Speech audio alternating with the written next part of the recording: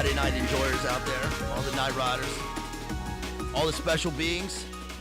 Get ready to gear up here. Let's go. I got a special one for you guys tonight. Are you ready? Are you ready? Are you ready to get dark and deep here with Rosemary's Baby? Let's go. We're going to get started here in just a minute. Come on now. Come on now. Let's go.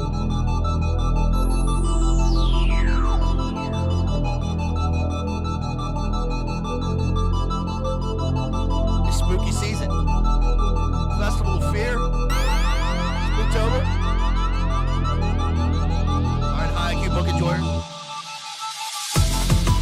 Special beings out there.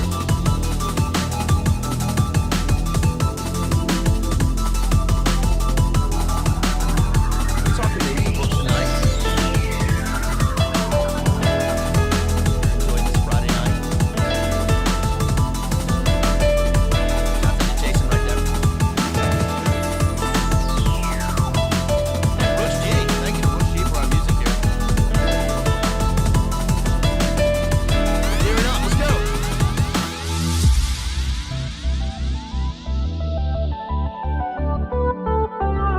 Ride through the darkness.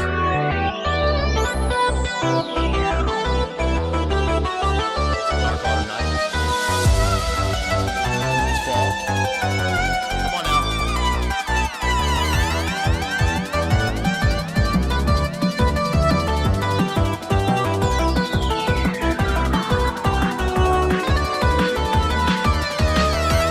Come on, baby, let's go. There you go. Crack open the rest of the video. What's going on? Gear up here, let's go, y'all.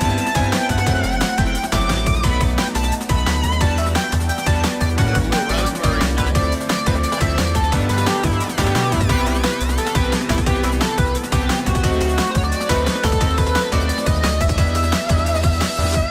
Here we go.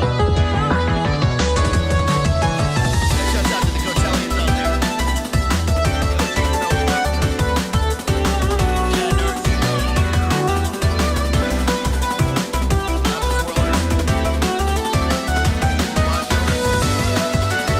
Special beings, CBR Street Gang, Almighty. High IQ book enjoyers.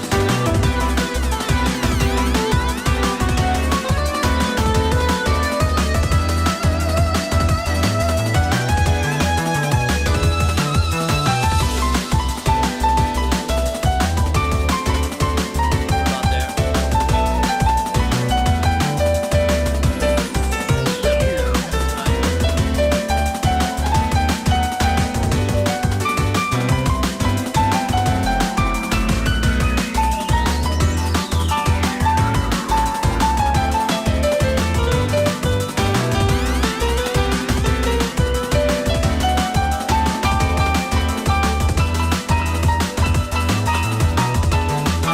Cheers, everybody out there.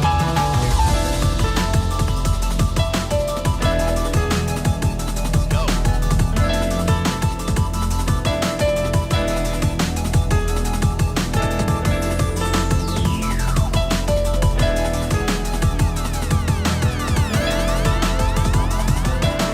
Y'all ready?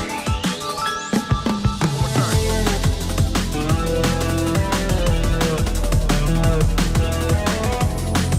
Somewhere over Bush G. Turn around the track here.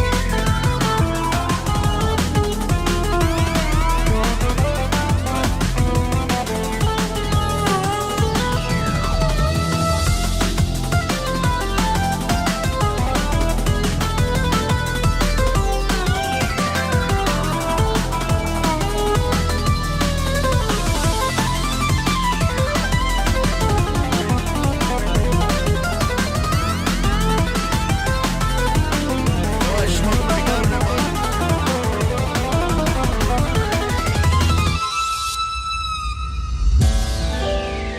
Here we go. That's our boy, Rooks G. That's our boy right there. Shouts out to Rooks G for that intro music right there. Hey, what's up, y'all? Let's get it popping here. It's Friday night. Shouts out to all the Cotellians out there, everybody out there, all the Friday night enjoyers, all the night riders, all the special beings. Tonight, we're covering Rosemary's Baby by Ira Levin here. And this is a dark one. This book and the film, I'm covering the book and the film tonight. So I know a lot of you guys have probably seen the film, the 1968 film by Roman Polanski. This is another one of the monolithic cornerstone films that deals with Illuminate Confirm in general. But it really goes into all of the deep, dark stuff. We're talking SRA, G-stalking, TIs, High-Society Satanism, the goblins doing their shenanigans. And we're going to get into this one. So I'm going to cover, as part of this, I'm also going to cover, let me take these out. I'm also going to cover the film that just came out called Apartment 7A, which is a prequel to Rosemary's Baby. Now, Rosemary's Baby, of course, is directed by Roman Polanski. And I've talked about Roman Polanski quite a bit recently in terms of film, because this is spooky season. I mean, nobody gets spookier and creepier than this, really. Just did The Ninth Gate with David Patrick Harry over there on Church of the Eternal Logos, our good friend. And I'm also going to talk a little bit about his film The Tenant, which came out in the 70s. I just did an analysis. You can get this over on the members channel. Yeah, Cassavetes is astonishing in this. And what's really amazing is there are a number of meta connections within the film. It's crazy that the family or the couple in this, the satanic couple in this, is called the Castavetes, and that Roman Cassavetes is the husband of Mia Farrow in this movie. Also, that Roman is the name of the high priest Satanist who conjures the devil in the film, and that Roman Polanski is the filmmaker. And of course, I'm going to go into some of the differences between the book and the film. There aren't many. And one thing that's really interesting is that Ira Levin wrote this book, and he actually wrote a number of books that are pretty prevalent in the 70s. As far as the 70s, I mean, I've done a lot of these 70s. I've done the book, the original book format for many of these movies, but a lot of these movies in the 70s, we did 3 Days of the Condor, we did 6 Days of the Condor, the book. I've done The Conversation. I've done all kinds of 70s movies that deal with Illuminate Confirm and with intelligence shenanigans and everything that goes into this. But what's really amazing is that Ira Levin wrote Rosemary's Baby. He also wrote The Boys from Brazil. He also wrote The Stepford Wives. And what did he write? A Kiss Before Dying. I mean, this guy was everywhere. And I think that one of the amazing things is I'm not comparing this to Cormac McCarthy at all. I've done a whole series of Cormac McCarthy, of course. People know that, been here a long time. But one thing that struck me about Cormac McCarthy, just to draw some sort of a connection here, is when I covered No Country for Old Men, is that the book is written in a pretty cinematic style, and the film is very close to the book. And you don't often get that. You don't often get that with films. A lot of times, when we talk about films, the book is almost always better than the film, because one thing that it does is that the book does is kind of guides you into this contour, into what Jack Kerouac called the holy contour of life. You get into this sort of wave, some sort of a circadian rhythm when you're reading, and it's your imagination that takes you off to where the speaker in the book, not the writer, but the speaker, is taking you. And sometimes, occasionally, we get a film. Very rarely we get a film that's better than the book. This one's amazing because there are very few differences between the book and the film. And part of that is that I think Roman Polanski was a new filmmaker to American financing, to a purely American audience. And he wasn't aware that, American filmmakers tend, especially, leading into the 70s with the auteur filmmaker era, tend to cut a lot of the original source material. But this book is written in such a style that there's not really a need to cut anything.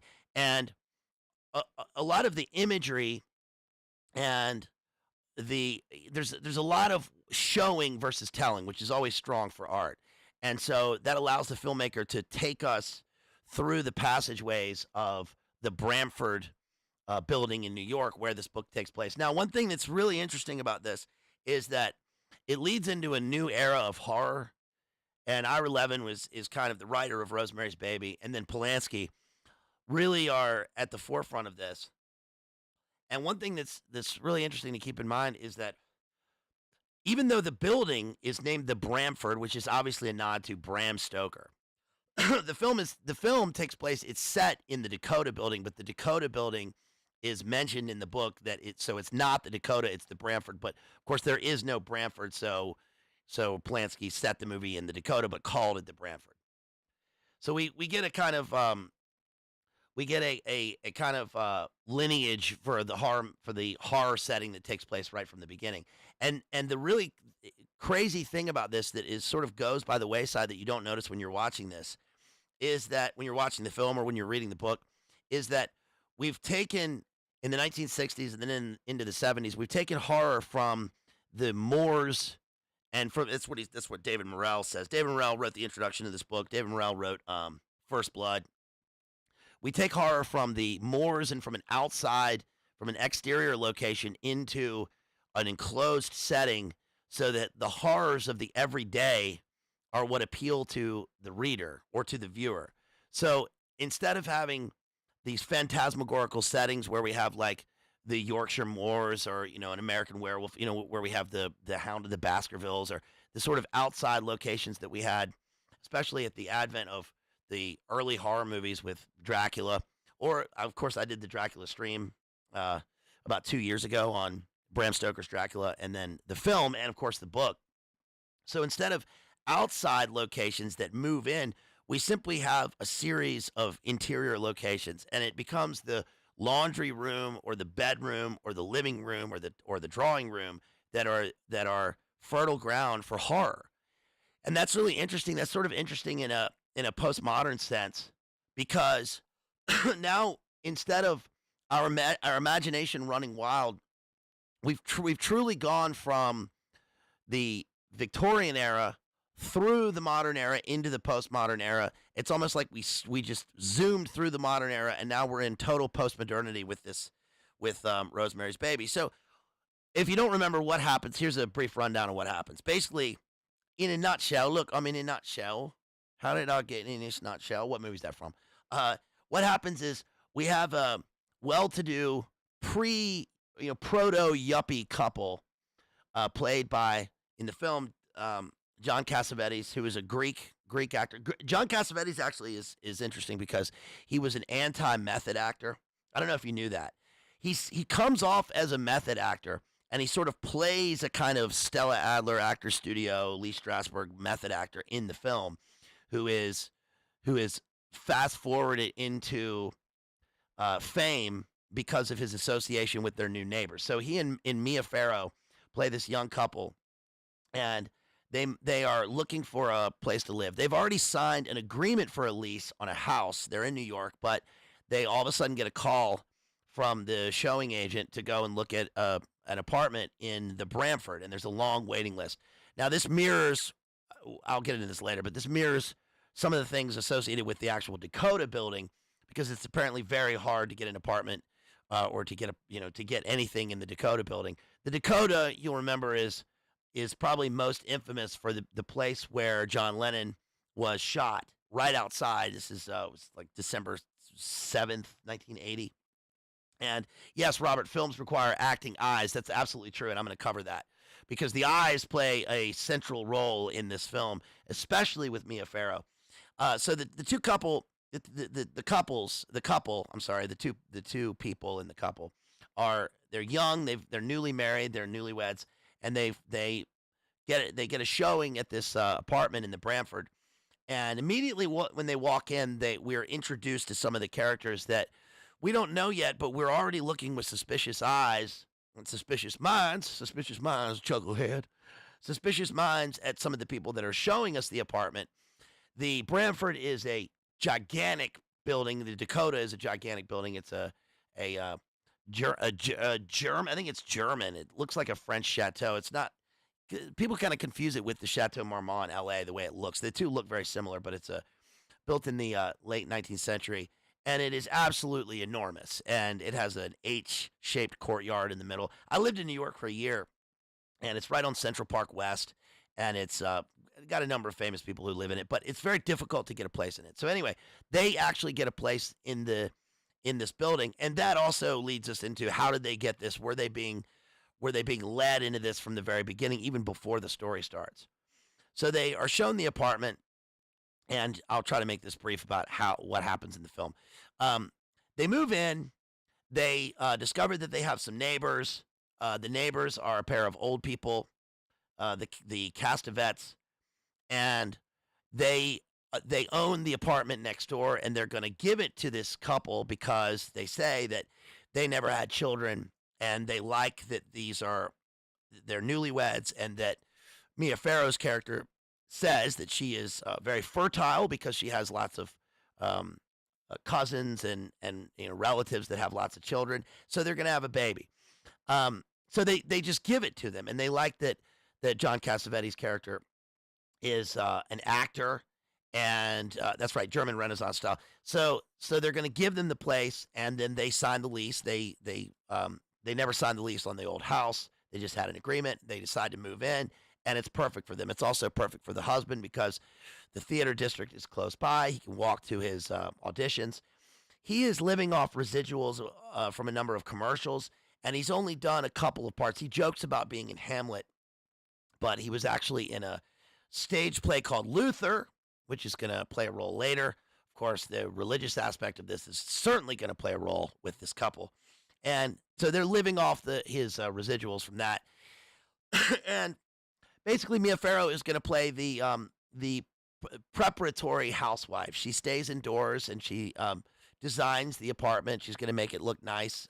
Of course, it was previously owned by an old woman by the last name Gardenia. Gardenia. Do you live near the river? The Ohio River, sir? Uh-huh. There must have been I went down that river as a child with my father. There must have been a gardenia plantation. Seemed like heaven just fell to the earth in the form of gardenias. What movie is that? So the Gardenia woman has been living there and has died all of a sudden.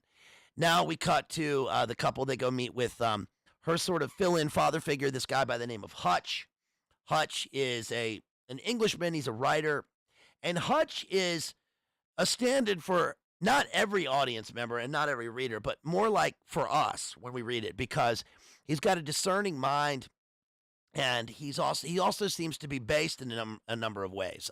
He's hypersensitive to different people. He understands different situations, and he's trying to look out for young Mia Farrow. He has daughters himself. He has a family, but he is living alone elsewhere, not in the Branford. He tries to get them not to live in the Branford because he tries to tell them about some things that have happened there. One thing that he tells them when he hosts them for dinner is that there was a situation in the early part of the 20th century where a guy named Adrian Marcato, who was a witch, he was a sorcerer, lived in this place and claimed to have conjured Satan. And he was attacked by a based mob outside of the Branford, and that's sort of all we know. There also was a pair of cannibalistic women that lived there. A number of sketchy, creepy, ghoulish people have lived in the Branford, and they make the argument that, well, that's bound to happen. There's bound to be terrible things that happen in any place you live. Like, look at any old house. People have lived and passed away there, unfortunately. But he says, yes, but not like the Branford. And these things are crazy. The events at the Branford have been crazy. But they decide to move in anyway, and he tries to look out for them. So they get to know the Castavetes next door. And the woman, the old woman, is really a magnetic character in this. She's played by Ruth Gordon, who you know from, if you've ever seen the movie Harold and Maude. She's hello, oh, that's terrible. Oh, come on. She's this lady, right? Just these people they love bomb them from the very beginning.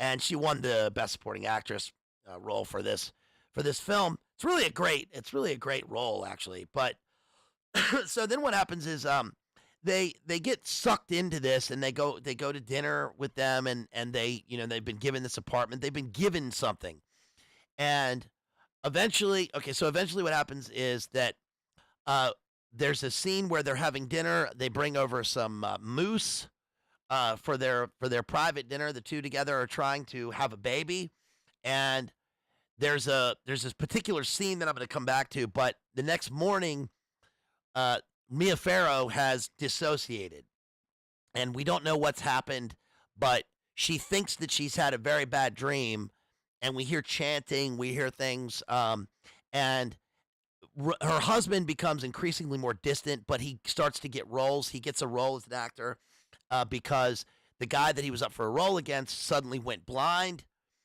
and then move on through the film, and we find out that she's pregnant. She gets a new doctor that is put forth by Ruth Gordon and her husband. Yes, KF, Ruth Gordon was probably an actual witch. I've said that also in the past. I forget where I read that, and there's no way for us to know that, but I think that she had something to do with. She was probably an actual practice, maybe an actual practicing Satanist. I don't know. But Polanski. There's a whole series of rabbit holes that we can get into with this, which I've gone into in other streams, of course, especially with the Chaos stream dealing with Charlie Manson and Polanski, and then, of course, the MACBETH streams. MACBETH was made right after the Manson events took place at Cielo Drive, and this MACBETH was right after. So there was Rosemary's Baby, and then there was the Cielo events, Cielo Drive events, and then there was MACBETH right after that, which is interesting. I would suggest that people go back and watch both of these films because they're pretty raw.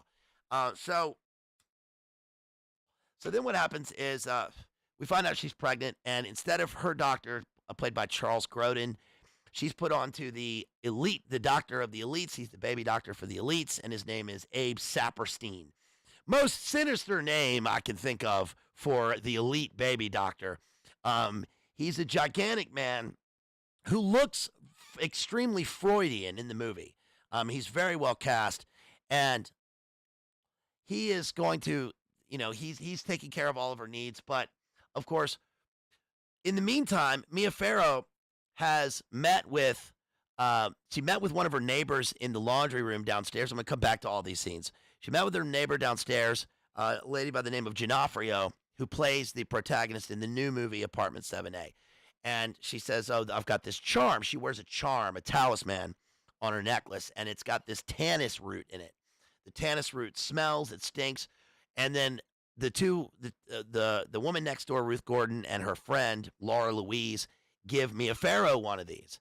And they say, you need to wear this because it's good luck. It's a good luck charm. Well, as she gets more pregnant, she meets with Hutch, who comes to see her and says, you look terrible. She's just had a haircut by Vidal Sassoon. It makes me think of Jay Sebring, because Jay Sebring was in the Cielo Drive house. He was also a famous hairstylist and apparently a member of as it says in Chaos, was a member of this satanic coven. But she gets this haircut, and her face begins to look like a death mask. And Hutch says, what happened to you? You look terrible. And she says, I've lost some weight. It's normal for pregnancy. And he says, that's not normal. You're supposed to gain weight when you're pregnant. And she's lost 3 pounds. She's lost a ton of weight. She looks dead. And she's complaining about the pain. Eventually, the pain goes away. And there's a number of other dream sequences until finally she goes and meets with the doctor she wants to meet with, because she's also drinking a potion that Ruth Gordon has been giving her. It's reminiscent of the Weird Sisters in MACBETH, or Lady MACBETH, because of course there's a drugging aspect to all this, an intoxicating aspect to the characters going into their dissociative dream sequences. And eventually she goes to try to meet with Charles Grodin, early Charles Grodin, who then snitches on her, calls Abe Saperstein. They come and pick her up, tell her that they're going to, if she keeps talking about witches' covens, they're going to take her to Bellevue. She learns about this because Hutch, her father figure, she was going to go meet with him, and apparently he also has slipped into a coma, reminiscent of the Gardenia woman that lived in the apartment before them, and reminiscent of the D'Onofrio character that she met in the laundry room. The D'Onofrio character was also a struggling actress who the Ruth Gore the Castavetes picked up off the street corner. She was a drug addict, and they rehabilitated her. What we learned in Apartment 7A as the prequel is that she was the original carrier for what this ritual that they're doing, which I'll get to in a second. But near the start of the film, when they meet the Sapersteins, when they meet the Castavetes, she has defenestrated herself, along with what we learn in Apartment 7A is the future Satan. so that's there's a coming and going aspect here, and also that when she can't meet up with Hutch, her father figure, he sort of disappears. But when he dies, she goes to the funeral and she's given a book. This was his last sort of will and testament, was to pass on this book to Mia Farrow to try to tell her about what she's in the midst of. So he finds a book called All of Them Witches, and the book has highlighted or underlined, annotated sections where in the book Rosemary's Baby, it mentions in particular and specifically Aleister Crowley and Gilles de Rais, and also that the tannis root that she's been wearing around her neck is actually a black mold or a devil's fungus that is used as a mind control device. So when she goes to meet with Charles Grodin, he snitches, Abe Saperstein comes, and her husband, he says, I think we're in labor here. They take her back to the house, she gives birth. She wakes up, she says, where's her baby? They come in and they say, oh, sorry, the baby was lost, but she hears the sound of a baby crying through the partition wall in the apartment. She then finds the secret entranceway from her apartment into the Castavetes apartment, because it was all one gigantic apartment before they put up partition walls, and they have these tunnels through the apartment building that allow them to maneuver through their coven and with their victim is going to be, which is Mia Farrow. And she makes her way in and finds the coven all sitting there with a black bassinet with an inverted cross over it, and all of the things this is why it's a great movie, because all of the things that the viewer or the reader, all of the things that you've been afraid were going to happen. And that's very interesting and rare for a horror movie, especially now. There have been a few examples of this that I've covered in the recent past, especially in the spooky season, playlists. But one of the things that often happens in horror movies is that we get the tropes of, oh, the thing that you see isn't really happening, and then there's no payoff at the end. And there's a number of different reasons for this in bad movies, but this is why it's a great movie, because she walks in, and right there in full view is the coven, and they say what they've been doing. They hail Satan and all this, and she goes to look at her baby, and she moves the drape, and she says, she has this great scene where she says, I'll show you the picture here, where she says, his eyes, what happened to his eyes? Let me see if I can find it. And this is where she is shocked, and we, the audience, see her in this scene right here. And that really does, that image right there really does say everything. It's absolutely pure shock and horror that we are seeing through her what the baby looks like. Now, one of the great things in this is that we never actually see the child, because in a Shakespearean sense, this is sort of classical theater, that our imagination allows the image of the child to be far more horrifying than if we see some sort of dramatic stage makeup of the actual picture of the baby. If we see the baby, because then we're concerned about makeup, is it real, and so our minds sort of let us play. Our minds run amok with this, and we're told in the book that the baby has the eyes of Satan. It has serpentine eyes. Also, hoofs. The beginnings of what is it in Goodfellas? We got the thing stuck in the, what do you call it? The paw, the hoof. I'm sorry, Ma. We got the hoof stuck in the grill, so it has hooves. And remember the film The Witch, which I need to cover. there's the great scene with the apotheosis in The Witch is where we hear the jingle jangle of the Luciferian bells on the feet of Black Phillip, which taking steps. One is a hoof, which turns into a belled, slippered foot, and then becomes, "Wouldst thou like to live fergaliciously?" Remember? so, and also little nubs where the horns are going to grow. So this is a full on devil. This is a full on Tim Curry devil, right? Remember Legend? Not I Am Legend, but Legend. And one of the interesting, I think what really gives us a payoff in this film is that she's given a choice. She can either we're told that this is 1966. Roman Castavetes says year one, right? So think founding of the Church of Satan. There are rumors, of course, that Anton LaVey's eyes and made up scaled hands were used in the film. That may be true. They tend to deny those rumors and say it was another actor. It's sort of irrelevant in the end, because the fact is that the truth is probably more revelatory than fact in the film, if that makes sense, in a Norm Macdonald sense. And what's really interesting is that Roman tells Mia Farrow, you don't have to join the coven, but how about you just continue? You are its mother, after all. And that the baby is born June 25th, 1966, year one of the new, of the what's going to be the tribulation in the film. And that it's June 25th. I was thinking when I first saw this that it would be June 6th, right? Was it January, February, March, April, May? It would be June 6th, 1966. But it's clever that Ira Levin sort of subverts that and makes it June 25th because it would be the inversion of December 25th. And so this is the birth of the Antichrist as a sort of demigod figure fathered by a conjured Satan and a human mother.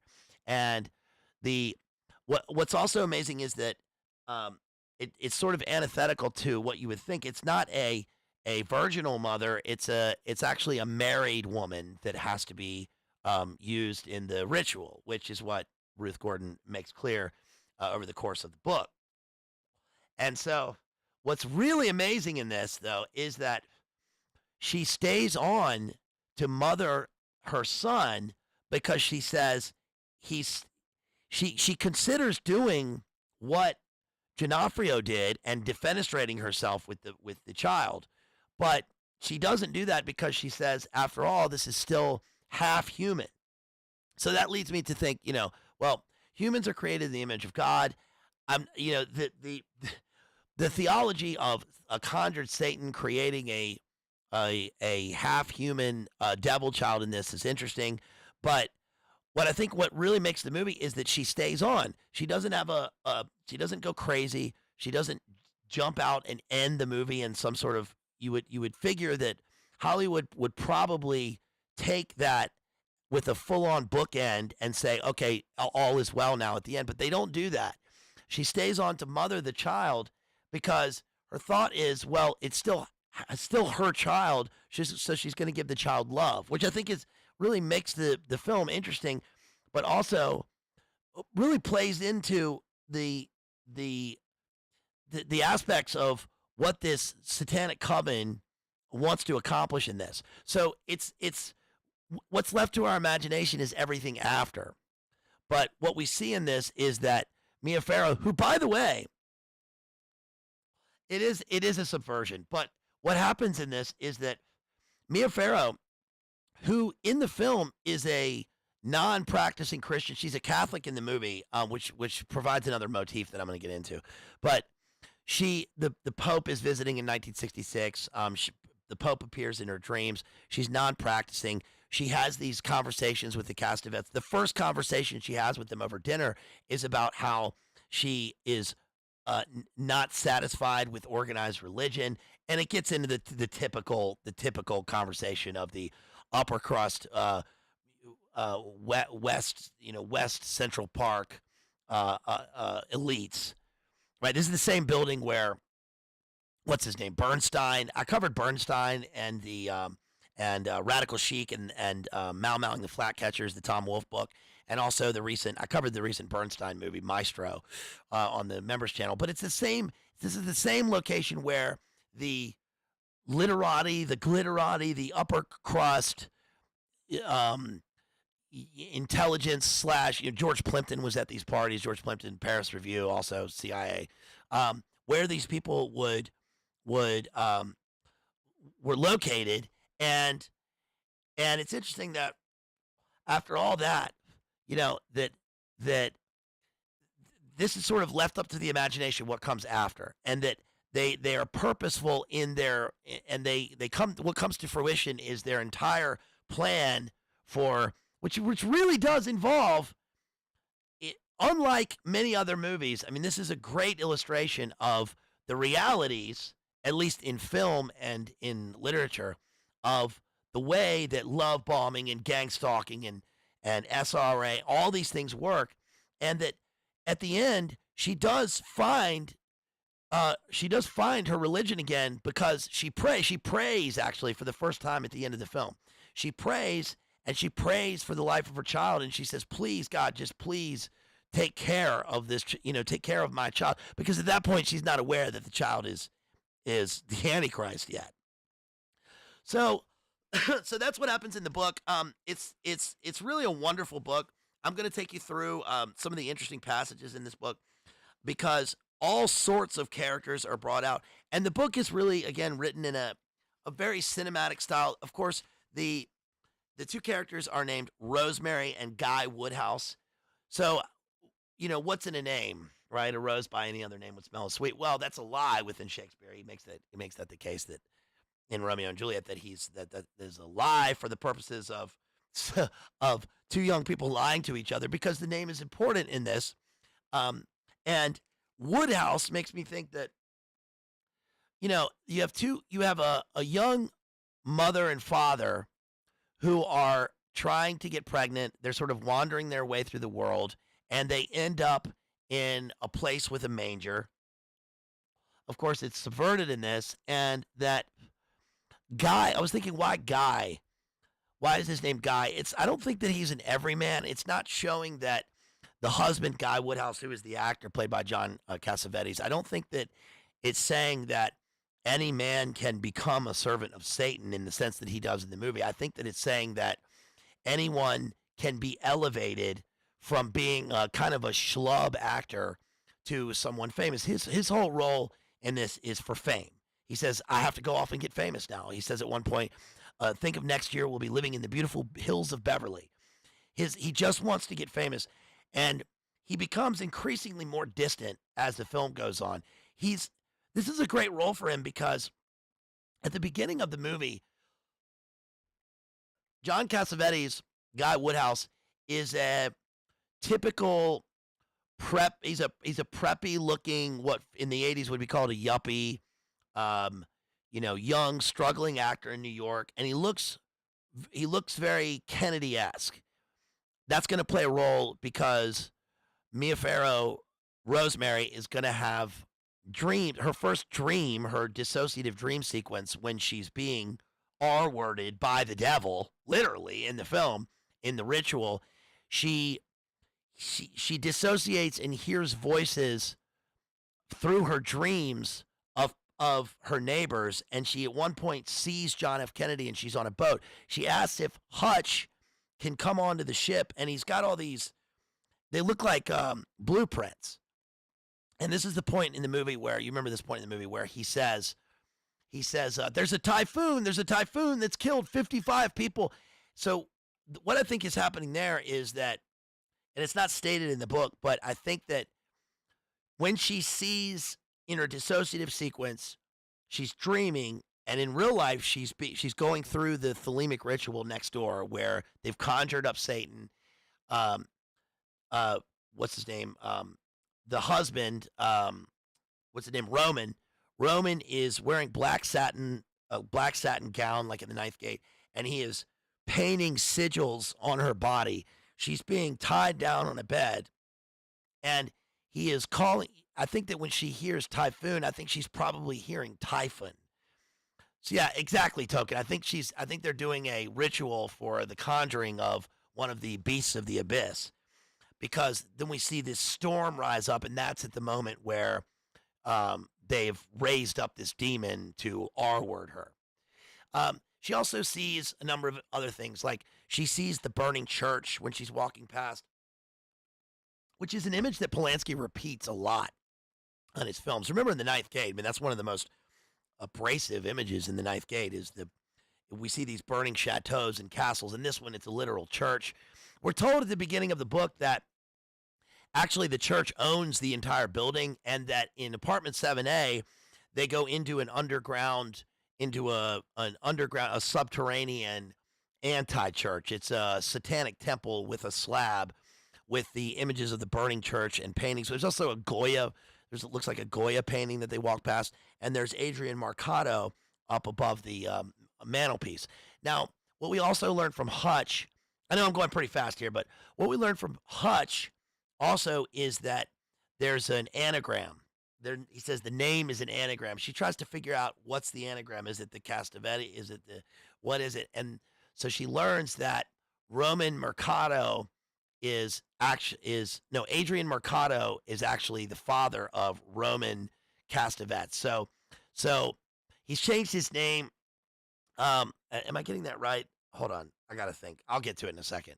But basically that he is the son of the sorcerer that was smoked at the beginning by the angry crowd of base people outside the apartment. They wanted to, they didn't want this guy around.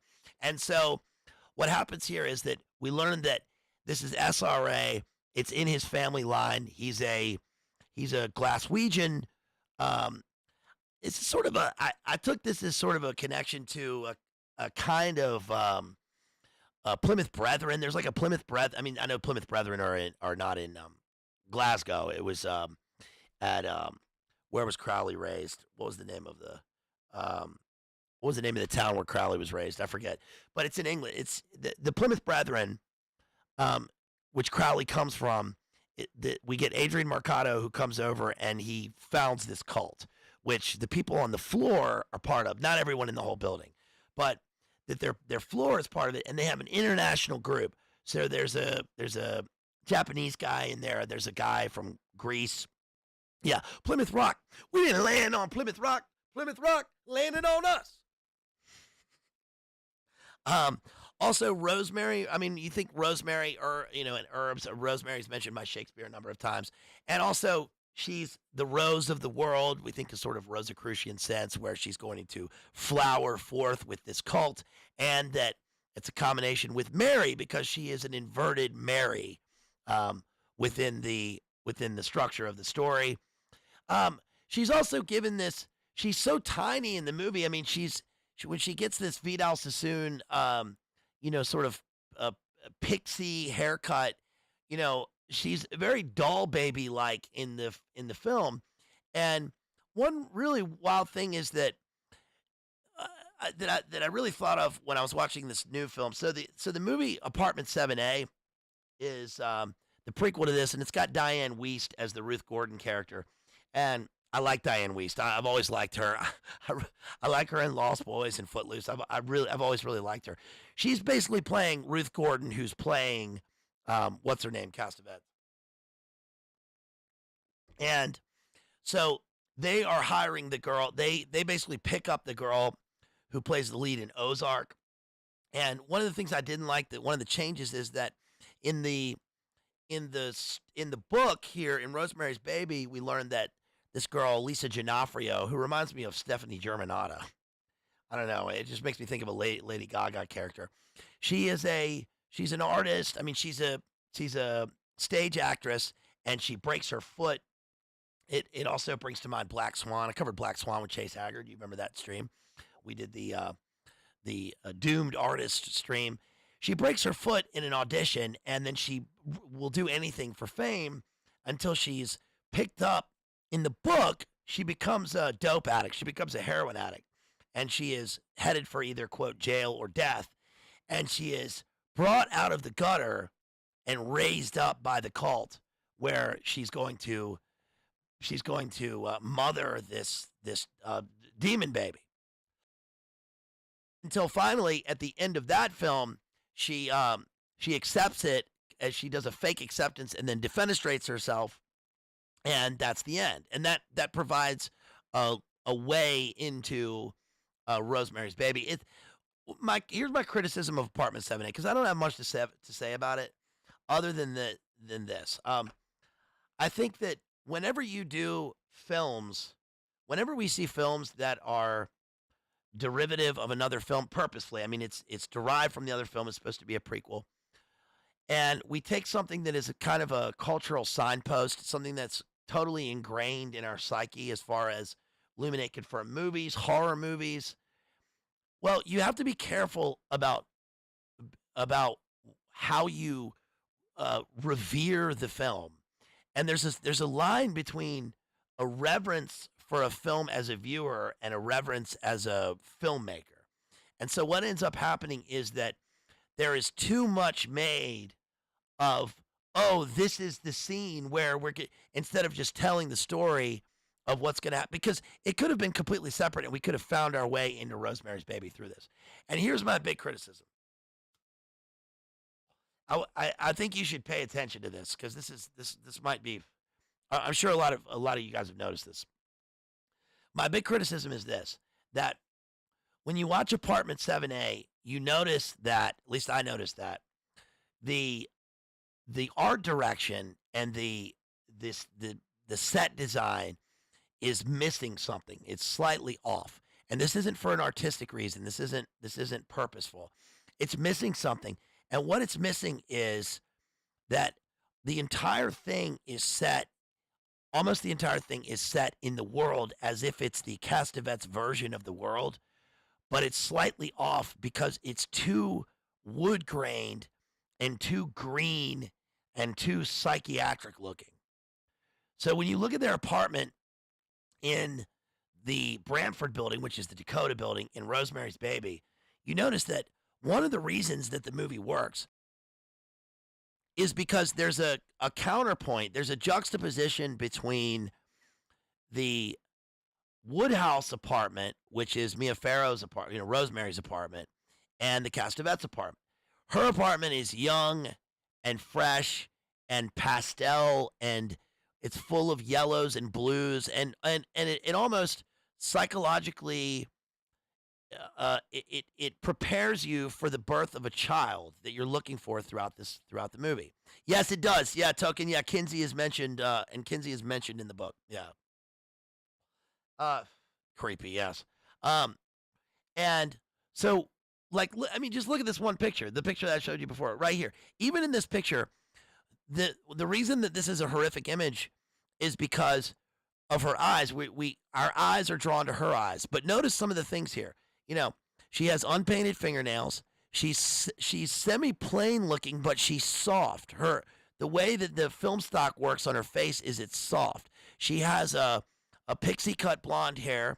We've got the yellow in the background, and we've got this kind of baby blue smock that she's got on with like white frill on it. So it's almost innocent. It's almost childlike. It's as if she is the child of this coven that's giving birth to the devil child. So there's an interesting counterpoint that takes place. That's where the horror takes place, because if the entire movie is dark and green and psychiatric and evil looking, then when we get to the true horror, we're less shocked. So it's almost like the art director or something watched a Guillermo del Toro movie and said, hey, that sounds good. Let's just do that. Let's just copy that. Or maybe that guy worked on the other movies. Because, Guillermo del Toro movies are like, they're green. They're very like green, like kind of murky algae aquatic. And there's like the wood is too teaked. It's too dark. It's his particular vision. But if you take that vision, which is it's supposed to be a kind of a 50s pulp fiction schlock magazine version of the world, which works for him. But if you take that and you put it in Rosemary's Baby, it doesn't work. It's too psychiatric. Now that is interesting because one of the things that I got from the movie this time was that it seems clear to me this is something that is sort of a resonance from the film, and it's not spoken, but it's kind of shown is that when Rosemary goes through her initiation, which is the horrible the horrible R word scene, when she sees her vision after she sees John F. Kennedy's in his admiral not his admiral, he's in his naval uniform, and then it turns to a kind of I think it's Hutch in an admiral's uniform, and he does a circle. He looks out and he turns in a circle, which reminds me of L. Ron Hubbard, but I don't think there's an L. Ron Hubbard thing going on here. I think it's that he's turning to the four winds, and then we hear typhoon or typhon called out, and then she sees Jackie Kennedy. It's in the book. It says that she sees Jackie Kennedy, and so she's in New York, high society, 60s. This is where she wants to be. There's also the element of Catholicism mixed in with this group, and when she sees Jackie Kennedy, the character Jackie Kennedy says to her, this is obviously someone from her past or in the scene in the actual dissociated ritual, says, we'll need to tie your legs down in case of convulsions. Now, what I think happened here is that that's not just what's happening to her in this scene, but that she's had some sort of psychiatric treatment beforehand. And the reason I say that is because she's extremely neurotic in the film, more so than just the normal neuroses that you see in a film like this. She's extremely neurotic. She's extremely nervous. She has no contact with her family except for her brother. And she also dissociates at the beginning of that scene. The first time she falls asleep, she hears Roman and Ruth Gordon talking, but she places the visual aspect with a nun at her Catholic school.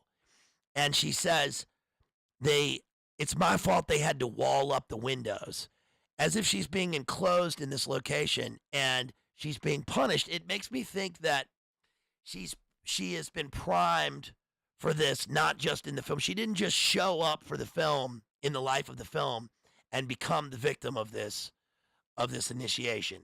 This is SRA. This is something that's been happening to her throughout her life. And there's no way to prove that, but I think that plays a role in, look, the stream DPH was just doing sort of plays into that, because one of the things with TIs or with any, monarch victims or any of these people is that the aspect of unbelievability to the outsider is ingrained in it. The stories are so fantastical. They are so extraordinary. They're so outside the lives of normal people that one begins to question whether mental illness is part of this or whether it even existed in the first place. But that's all ingrained within it, because the things are, there's a system of what do you call it? Plausible of deniability within the system. So it's almost like it's been leading up to this point. Notice also some aspects of, I just wanted to show you some aspects of the Dakota building here itself, which is the Bramford, of course. So the first image that we see in the film is the New York City skyline. And this is, nothing spectacular here other than that, again, there's juxtaposition between the soft pink cursive of the title card against the brownstone gray drab of the New York City skyline with the factories rising in the you see the smokestacks and the bridge. The bridge indicates, look, we have this tower rising over the others, but over the other buildings, but we also have the bridge indicating a kind of abyss or chasm where Manhattan is an island separated from the rest of New York, the rest of the continent. It's an island unto itself. Whereas we think of John Donne's, no man is an island, every man is part of the mainland, therefore ask for, not for whom the bell tolls, it tolls for thee. And we see the kind of Blakean dark satanic mills rising in the background here, but it's just drab. And it also reminds me of that we're obviously high up, we're off the earth, And it makes me think of, these are just things I think of at the very beginning of the film. I think of if we were to set Satan giving the offer in the modern day, it would be looking out on the precipice over the city where, rule the princes and principalities, all the kingdoms of the earth. And there's New York, the center of finance, all these people. Look at all those windows. Look at all the people that are contained in that, all the various people of the earth. It's like we're standing on Babel, right? Looking down at all these people. I'm getting a New York accent when I talk. All these people. Look at all these people. Look at the facade of the Dakota building here. So we get these wild Dionysian, this ironwork here on the facade. We get gargoyles and dragons crawling up all over the building. Remember, this also brings to mind Ghostbusters. Remember the San Remo and those other buildings with two towers. There's also, what is it, 666 Park Avenue, owned by the Kushners. I mean, New York is imbued with skyscraper Masonic altars, ALTAR altars, and this sort of iconography of living in a kind of Olympus, a dark Olympus. Of course, gargoyles are supposed to scare away the demons, but I mean, look at this. It's like you're walking into the dark temple here. This is the entranceway to the Dakota building, right? Just a random shot, but notice the Gothic archways right there inside of the entrance with the wrought iron gate out front. That's right where John Lennon got smoked by that MK Ultra dude.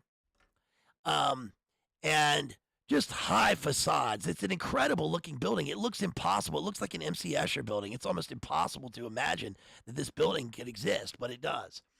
If you've ever been to New York, I mean, you've got to walk by the Dakota building. It's incredible. That and the plaza, all right next to each other. Hey, by the way, thanks everybody for being here right now. If you want to, please make sure you smash that like. Also, look at the links provided. You can support me. You can grab a membership. You can super chat me right here anytime you want. I'll get to the super chats at the end. Yeah, Token, there's the green man. And you can also support me through the links that Jason is providing, and they're also in the video description and in the channel description. Let's look at what it says in the introduction to Rosemary's Baby here. It says, this is by David Morrell. I think this is a good introduction because this is the guy who wrote First Blood, and right now I'm in the midst of working on a big thing, you guys. Got a big thing coming, which is now fully in the works. I can't tell you what it is yet, but it's going to be a big deal. And it'll probably be, I can't give you a timeline, but I'll say it has something to do with First Blood, and it is something published. So that's all I can say. Rosemary and Guy Woodhouse had signed a lease on a 5-bedroom apartment in a geometric white house on First Avenue, when they received word from a woman named Mrs. Cortez. This is the chapter 1. This isn't the introduction. That a four-room apartment in the Bramford had become available. Again, Bram Stoker. The Bramford Old, Black, and Elephantine is a warren of high-ceilinged apartments prized for their fireplaces and Victorian detail. Rosemary and Guy had been on its waiting list since their marriage, but had finally given up. Rosemary groaned. "Oh no!" It's interesting that the first thing she says in the book is "oh no," and looked as if she would weep. "It's too late," Guy said to the phone. "We signed a lease yesterday. Couldn't we get out of it?" She asked him. "Tell me something." Also interesting that it's the first thing that they talk about is, can they get out? Can they get out of something? Well, they're going to get themselves into something that they can't get out of. And of course, Guy is the ultimate gaslighter in this, selling his wife right off to this coven. Let me look at the introduction here before I go any further with that. This was completed in August 1966 in Wilton, Connecticut. All right, this edition of Rosemary's Baby marks the 50th anniversary of Levin's horror masterpiece. It was published in 1967, Summer of Love. The novel arrived in the middle of a golden age of American horror that stretched from the 1950s through the 1970s. Some of its predecessors, listen to the predecessors, include Jack Finney's The Body Snatchers, 1955, Richard Matheson's The Shrinking Man, 1956, and Robert Bloch's Psycho, 1959. Psycho, again, is, and I've covered Psycho, but Psycho is, again, one of these DID books into film that takes place in an interior location where the interior location provides a setting for the labyrinthine rooms of the mind, right? Anytime that we have a house or a structure in literature, we always have to look at it as being, especially when we go into something where we're looking at psychological aspects of a character's broken mind, we have to look at that as being an outer symbol of the character's inner mind or inner state. And the best example of that in an early work or an earlier work that sort of plays into this would be Wuthering Heights. That's the whole purpose of the mansion in Wuthering Heights. And whenever we hear glass breaking, which is going to play a role in the tenant, which I'm going to cover towards the end of this into the stream, whenever we hear glass breaking or we see windows shattering, we're often seeing a character's psyche shattering. So when a character is looking from the inside out and they see their reflection and then they see past, they're seeing their inner state or their inner psyche staring back at them with the exterior world literally on the outside of their mind. The same thing occurs in Psycho, but we're shuttling between two houses. We're going from the Victorian mansion into the modern, dilapidated motel where what's his face? What's his face in Psycho? What's the name of the guy in Psycho? Somebody in the chat. I can't remember. I got too many names going through my mind. Where Norman Bates. He's a normie. He's Norman Bates. Norman Bates is going from the Victorian looming castle of his mother down the stairs through the outside into the labyrinthine peepholed rooms of the motel where he can wreak havoc. As Douglas E. Winter noted in his seminal book, Faces of Fear, they brought, quote, fear from the Gothic landscapes of misty moors and haunted mansions to the American suburbs. They invite terror into our shopping malls and peaceful neighborhoods into the house next door. An ordinary, that's, you know what movie did a good example of that would be Barbarian. That's a pretty decently done movie that I covered last year for spooky season, because Barbarian, of course, takes place in the suburbs of Detroit, which are already haunted. They look haunted on the outside, haunted by postmodernism and the decay of the modern world, literally into the basement and into the tunnels. It's always the tunnels. It says, an ordinary town in Northern California, an all too familiar suburban basement, a commonplace motel. Readers discovered that these mundane settings, far from being safe, concealed unimaginable threats. This is also part of aesthetic terrorism in terms of top-down elite artwork pressed in the postmodern era up through now in the triple postmodern era, the post-war on the self, where we're never safe. We're never safe no matter where we are. We can't take care of ourselves. There's always a looming threat somewhere. As IR11 demonstrated, a prominent apartment building in Manhattan concealed unimaginable threats also. Readers learned that their secret suspicions were valid, that eccentric neighbors weren't just loud and annoying, that they were dangerous. That's a great point. Just as Alfred Hitchcock's 1960 film adaptation of Psycho demonstrated that a bathroom shower was the last place where anyone should feel safe, so IR11 warned about closets and laundry rooms. Notice also that in Rosemary's Baby, one of the most shocking things, I think people forget about this, is when Rosemary goes down into the basement, into the laundry room. Side note for people who aren't, if you're younger and you don't know this, if you're looking for a place to live, okay, this isn't advice, but side note for people who don't know this, maybe nobody told you. If you're looking for a place to live, okay, do not get a place to live that has, one, no laundry inside. If you don't have a washer dryer inside where you live, if you've got to go somewhere else for it, it's not worth it. It's too much hassle. Don't live there. Two, if they give you a laundry where it's one of those shit combination washer dryers, don't take it. It's not worth it. Three, if the this is good. This is actually probably good advice for somebody who doesn't know this. If the washing machine doesn't open from the top, don't take it.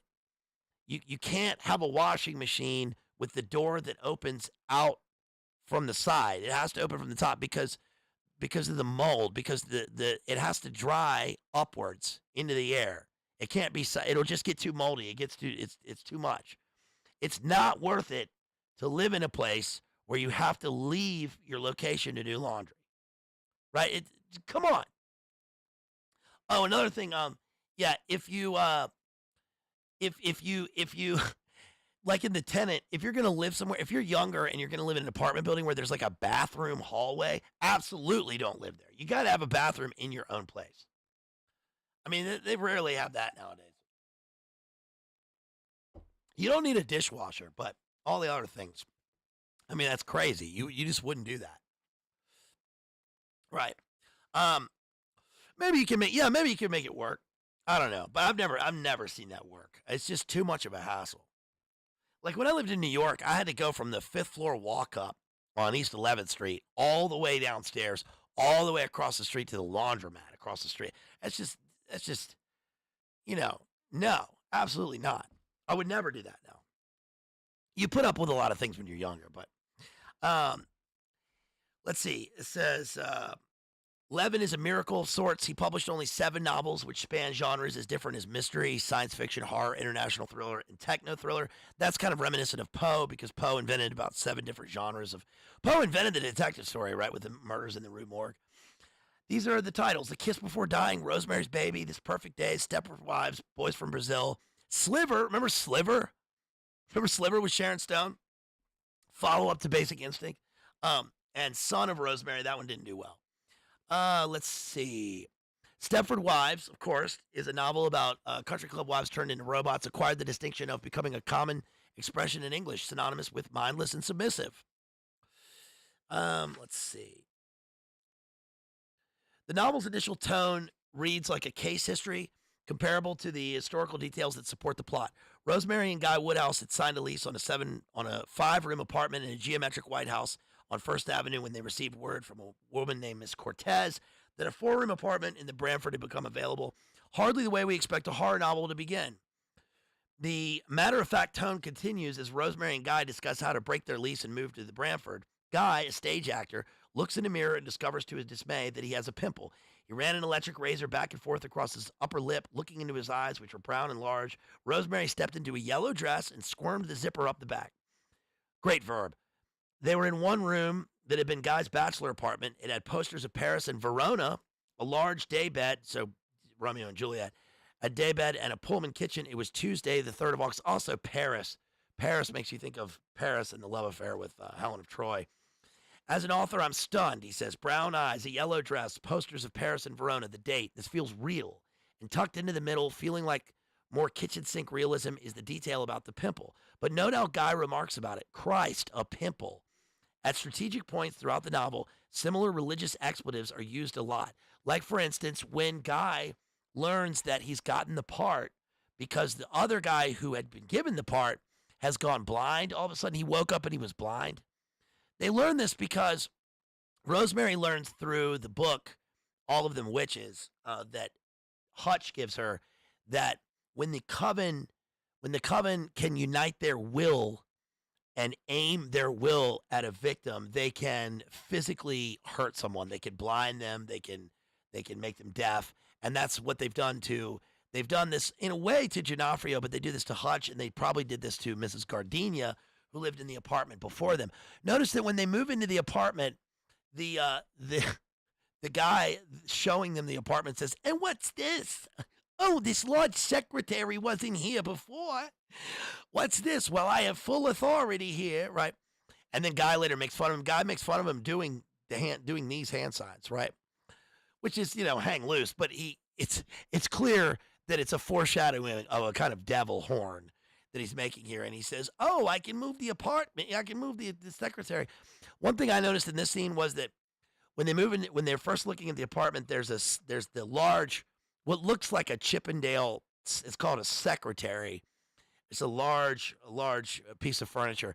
And I was astonished by how they just moved this thing out of the way, and they're just banging the legs all together. You would never do that with an antique piece of furniture. But they move this thing, and they notice there's a closet behind. So again, the closet, like the laundry room, becomes the symbol in our minds for an empty, hidden space where we see this all the time, but there's something lurking. And what's brilliant about the book and the film is that there is something lurking, but it's a false wall. Rosemary will later remove the shelves. No, also at the beginning, remember they at the beginning of the film, they take one of the shelves and they put it on the floor in the empty apartment building, and they're eating off the shelf on the floor. It's really fun. I mean, if you've never done that, if you've never moved into a new house or a new apartment, it's fun to spend the first night you spend in the apartment, right? It's all empty. You sleep on you put an air mattress or whatever. That's fun. But she says, "Let's make love," and so it's funny that they make love after just eating on this shelf. The shelf goes in the lurking. That's right, Crispy. The lurking abyss in what's going to become the passageway, the secret passageway from the Castavetes apartment to the Woodhouse apartment. And we learn this because Rosemary will say in her dream sequence, this isn't a dream. This is real. This is actually happening. But she has no way to wake up. She can't wake up. She's been drugged by the Lady Macbeth next door through the moose. She calls it mouse. She says, you've been bitten by a rabid mouse. Of course, what we see is that as she's carried in, she sees the image of a burning church, which is going to be the painting on the wall. Every time they go into the Castavetes apartment, they notice that there are small things. There are outlines of dust where there were paintings on the wall, but they are now missing because when they go in. Of course, the first time that they eat dinner with them, and she's talking to Ruth Gordon in the kitchen, by the time she goes back and sees her husband sitting there with Roman Castavetes, we know he's been turned. It was that quick. We know that he's been given the deal, and it was that quick in conversation. And the other great thing is that, let me find this passage here. Roman has a way of love bombing and playing to the ego of John Cassavetes, Guy Woodhouse here, because he talks to him about his acting. And let's see, he knows exactly, here it is. This is on page 63. He knows exactly how to love bomb an actor, how to play to his ego. He says, weren't you Albert Finney's understudy, Mr. Castavetes asked. No, Guy said. The fellow who played Winan was. I just covered two of the smaller parts.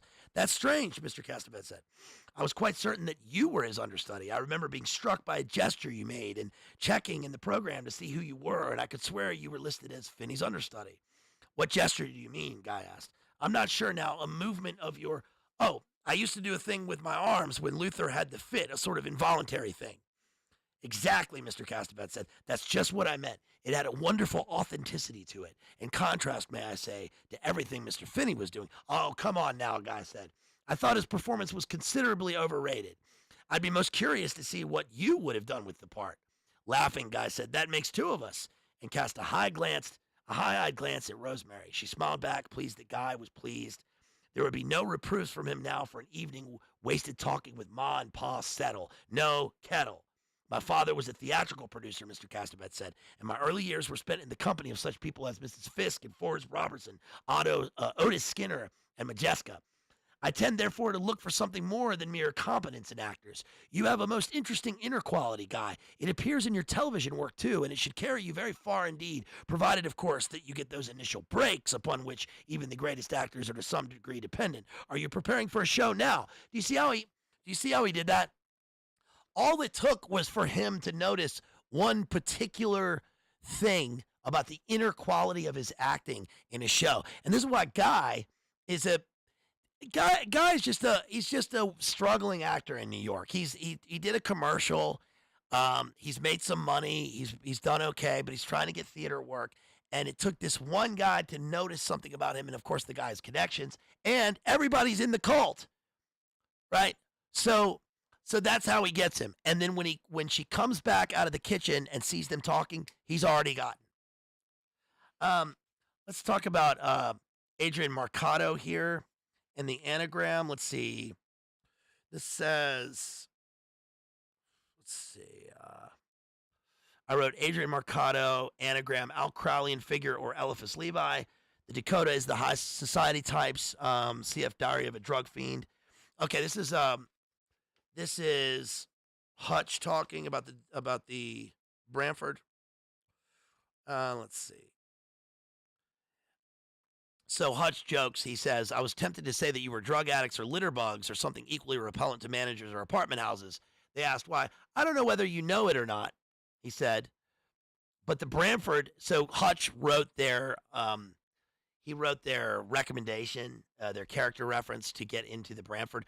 Hutch is a famous writer who, it says in the book, has 2 typewriters, and he writes one novel when he loses track of it or he loses his mojo. He works on the other one, so he writes 2 novels at the same time. He's a kind of a prodigy, but he's an old fellow. Says, "I don't know whether you know it or not, but the Branford had rather an unpleasant reputation early in the century." He looked up, saw that they didn't know, and went on.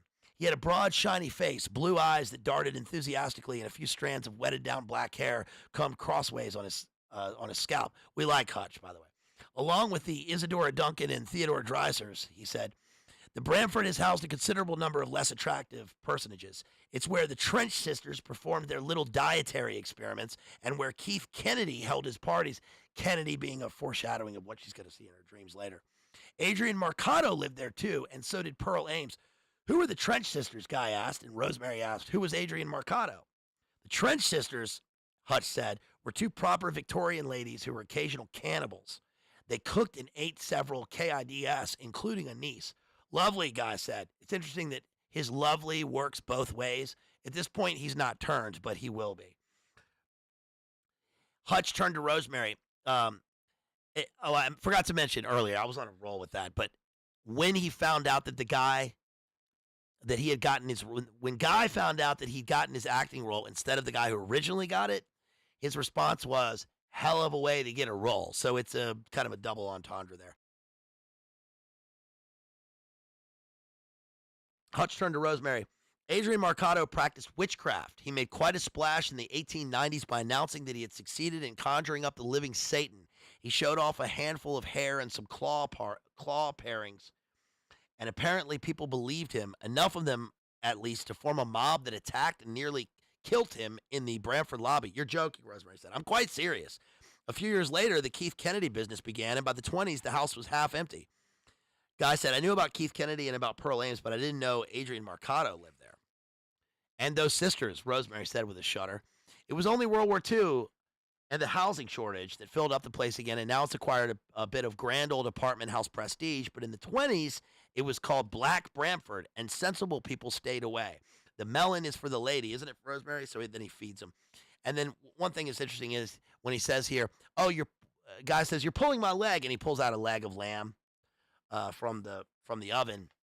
But also interesting that they're eating the lamb at the beginning, and that Hutch is associated with the lamb here. Rosemary is a kind of sacrificial lamb throughout the film. I mean, she's so soft and kind of soft and woolly bright. She's so soft and pastel throughout the film. Again, that provides the counterpoint for the horror. Hutch, they say, "But awful things probably happen in every apartment house now and then." "Now and then," Hutch said. "The point is, though, that at the Branford, awful things happen a good deal more frequently than now and then. There are less spectacular irregularities, too. There have been more suicides there, for instance, than in houses of comparable size and age." "What's the answer then, Hutch? There must be some kind of explanation." "I don't know. Perhaps it's simply that the notoriety of a pair of Trench sisters attracts an Adrian Marcato, and his notoriety attracts a Keith Kennedy. Eventually, a house becomes a kind of rallying place for people who are more prone than others to certain types of behavior. Or perhaps there are things we don't know yet about magnetic fields or electrons or whatever, ways in which a place can quite literally be malign. I do know this, though. The Branford is by no means unique. There was a house in London on Parade Street in which 5 separate brutal murders took place within 60 years. None of the 5 was in any way connected with any of the others. The murderers weren't related, nor were the victims. nor were all the murders committed for the same Moonstone or Maltese Falcon, yet 5 separate brutal murders took place within 60 years in a small house with a shop on the street and an apartment overhead. It was demolished in 1954 for no especially pressing purpose, since as far as I know, the plot was left empty. That's really interesting. It's wild that Hutch is so dialed in here, especially as far as a place being maligned, because we've talked about this quite a bit. We talked about it in relation to, like, remember the final Stranger Things? We talked about that's one of the, when I did the final Stranger Things analysis, the final season of that came out, or with a bunch of others that I can't even name. We've done a lot of streams. One of the things that is sort of recurrent here is that there certainly seems to be in real life a kind of malign negative energy, and I don't mean in a new age sense, but a kind of negative energy that occurs with the psychic will that is concentrated on a place where awful things have taken place. It's palpable. You can feel it. Everybody knows this, and it's palpable. BLA, did you get a haircut? You look different. I can't figure it out. No, I'm just a handsome fella. No, I just got. It's just me.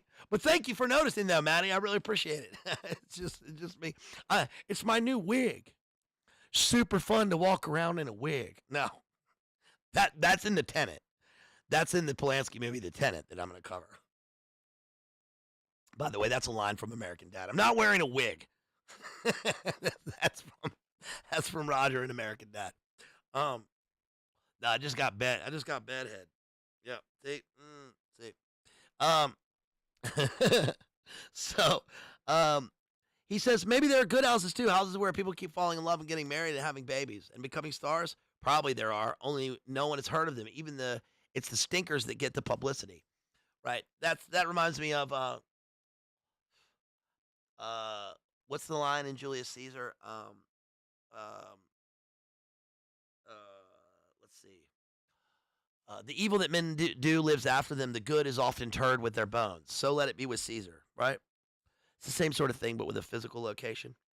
This next page I wrote, they go, sorry. They go to the Bramford, and it's separate from the Dakota in the actual book. And the Bramford is owned by the church next door. Let's see. Heroin is mentioned here on page 33 because Genofrio was an addict. That's the lady she meets in the basement in the laundry room. Oh, what I was going to say about the laundry room is you notice when they go into the laundry room, this is evident when you rewatch Rosemary's Baby. When they go down into the laundry room, I don't comb my hair. I just got a bedhead. So when they go into the laundry room, she's talking to Lisa Genofrio, and she's saying how the space is eerie, and you hear a bottle break out of nowhere. It's a crashing bottle, and I think what this is a figurative psychological breaking that occurs that maybe is only evident to the two ladies because the two worlds are colliding, and it's like they're walking through the looking glass. They're walking through the mirror. So Lisa Genofrio and Rosemary are kind of mirror twins because they have a similar story. Both of them are estranged from their family except for a brother. Lisa Genofrio has a brother in the Navy. Rosemary has a brother she doesn't talk to. She becomes estranged from Hutch when she gets pregnant, and she just loses track of him. And he's in a coma, and she never goes to see him. She shows up late to his funeral, by the way, and she's not in mourning clothes. But she's still greeted like a family member by the people, so that's a fairly interesting, again, a fairly interesting counterpoint that occurs. But the two are chosen as the vessel for the Satan baby cult. And when they meet in the laundry room in the basement, of course they're in the basement. The basement is the deepest root of their psyche here. When they both meet each other, which is one instance in the movie, there's a glass breaking as if they've just shattered the glass, and one is stepping through into the other's place. And right after this, what happens? Lisa Genofrio falls through an open window, right? She breaks through the window and falls out dead on the sidewalk. But it's really weird when you watch the movie. You don't really know. You kind of forget about it. But I think that's an interesting point. The other crazy thing in this movie, the example of great filmmaking by Polanski, which I brought up before, is that remember this scene. This is the key scene. There's a key scene where Guy is they're in the apartment. Okay, picture this. They're in the apartment and Rosemary's standing over here. The phone, there's a partition and the phone is just off screen over here. And Guy goes to answer the phone and Rosemary listens to him on the phone and the camera moves slightly this way. And what the story with this is pretty, I always think this is cool. The story with this is that Roman Polanski went to go see the film when it came out, and he was asked by other filmmakers, I think, or by a journalist, what are you doing here watching your film? And he said, I'm not watching the film, I'm watching the people. So he was watching the people watching his film. And he said, I'll show you why. And in the scene where that happens, where the camera moves, it doesn't move far enough for us to see Guy on the phone, but everybody in the theater, and I bet if you watch the movie, I bet you do this when you watch it. What you do is this. You look. You physically try and look around the corner to see what Guy is doing on the phone, but the camera doesn't go far enough to see it. So it's brilliant. It really is brilliant. It's a kind of psychological programming for us to want to look around corners and to be invested in these people's lives so that we are physically in the apartment building with the people.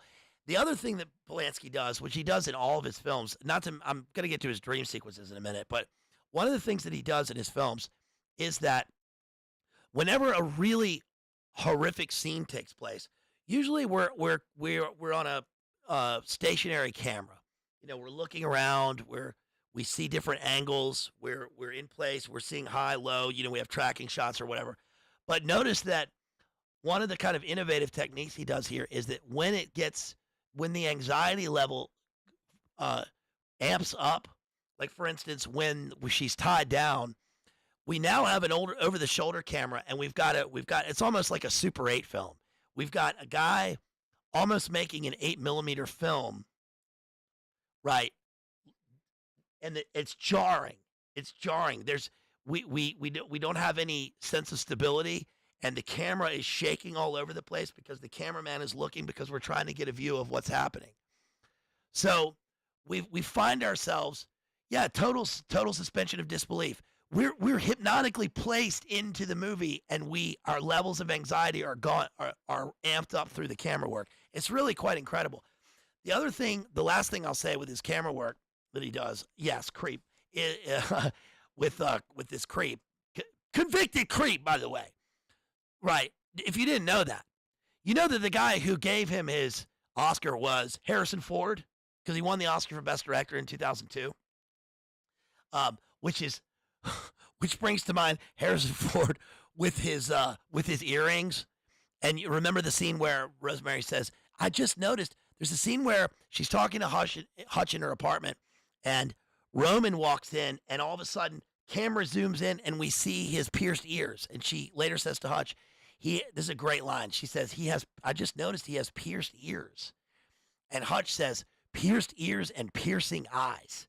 Hutch is onto him. And the other thing, I know I'm running away with a lot of things here, but the other thing that I noticed about the film, about the book, is that we don't know what happened to Hutch, other than that the coven concentrating their wills. But we learned that he's gone into a coma, and it must have been Guy that was sent to be the agent of his destruction, because this is actually one thing that is not shown in the film. In the film, when she gets the phone call and it says Hutch has gone into a coma, Guy's back is to us. So he's kind of back acting. He kind of drops his head, but that doesn't give us any indication of what the greater story is here. But in the book, it says that Guy's face physically goes gray and he walks into another room and sulks for about 30 minutes. And there's no reason for Guy at this point in the narrative to feel like that, to feel any kind of authentic guilt, because he kind of has a little bit of an adversarial relationship with Hutch because it's another man vying for his wife's attention, and he's not her dad.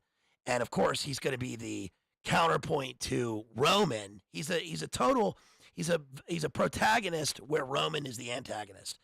And when the two meet in the apartment, you can see that they're kind of at odds with one another because he questions him about the Tanis root. Tanis also, I think, is supposed to be a kind of false anagram for Satan.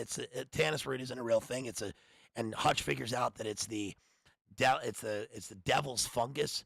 But I think that when he questions him about it, one of the things we're supposed to psychologically think is Tanis, as in Tanas. It would be Satan, right? So anyway, Guy must have been the agent for this because he's realizing what he now has done. It's not just him being naked at the ceremony, and selling his wife and all this. It's that he actually physically has done something also with Hutch. Right. Yeah, sacrificing a victim. So, God, where I got off on that was a long train right there. Hey, thank you guys for being here. Really appreciate you. Don't forget you can support me with the links provided. Let me drop a couple links in here. You can. I got one pinned up there at the top, the PayPal. You can support me with that. Help me get some books.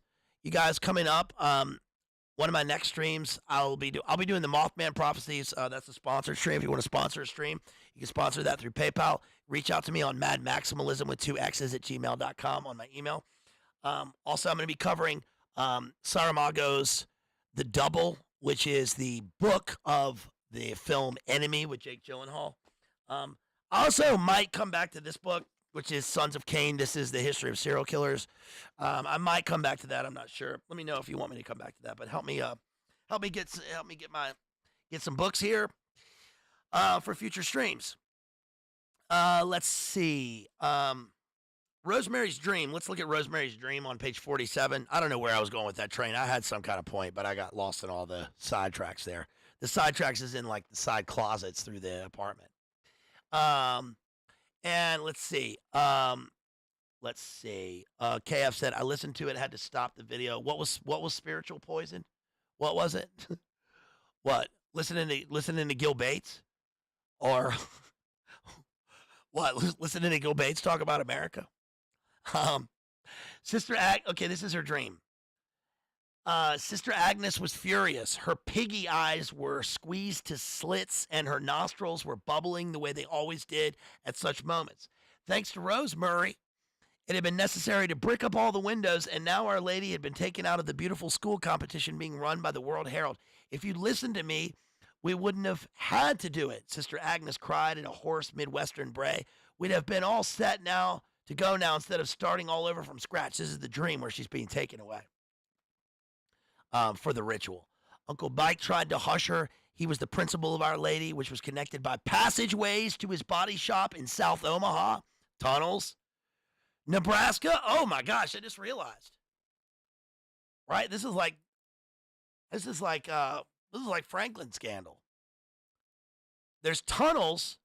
There's McMartin tunnels from her church to the guy's body shop in South Omaha. I told you not to tell her anything in advance, Sister Agnes continued.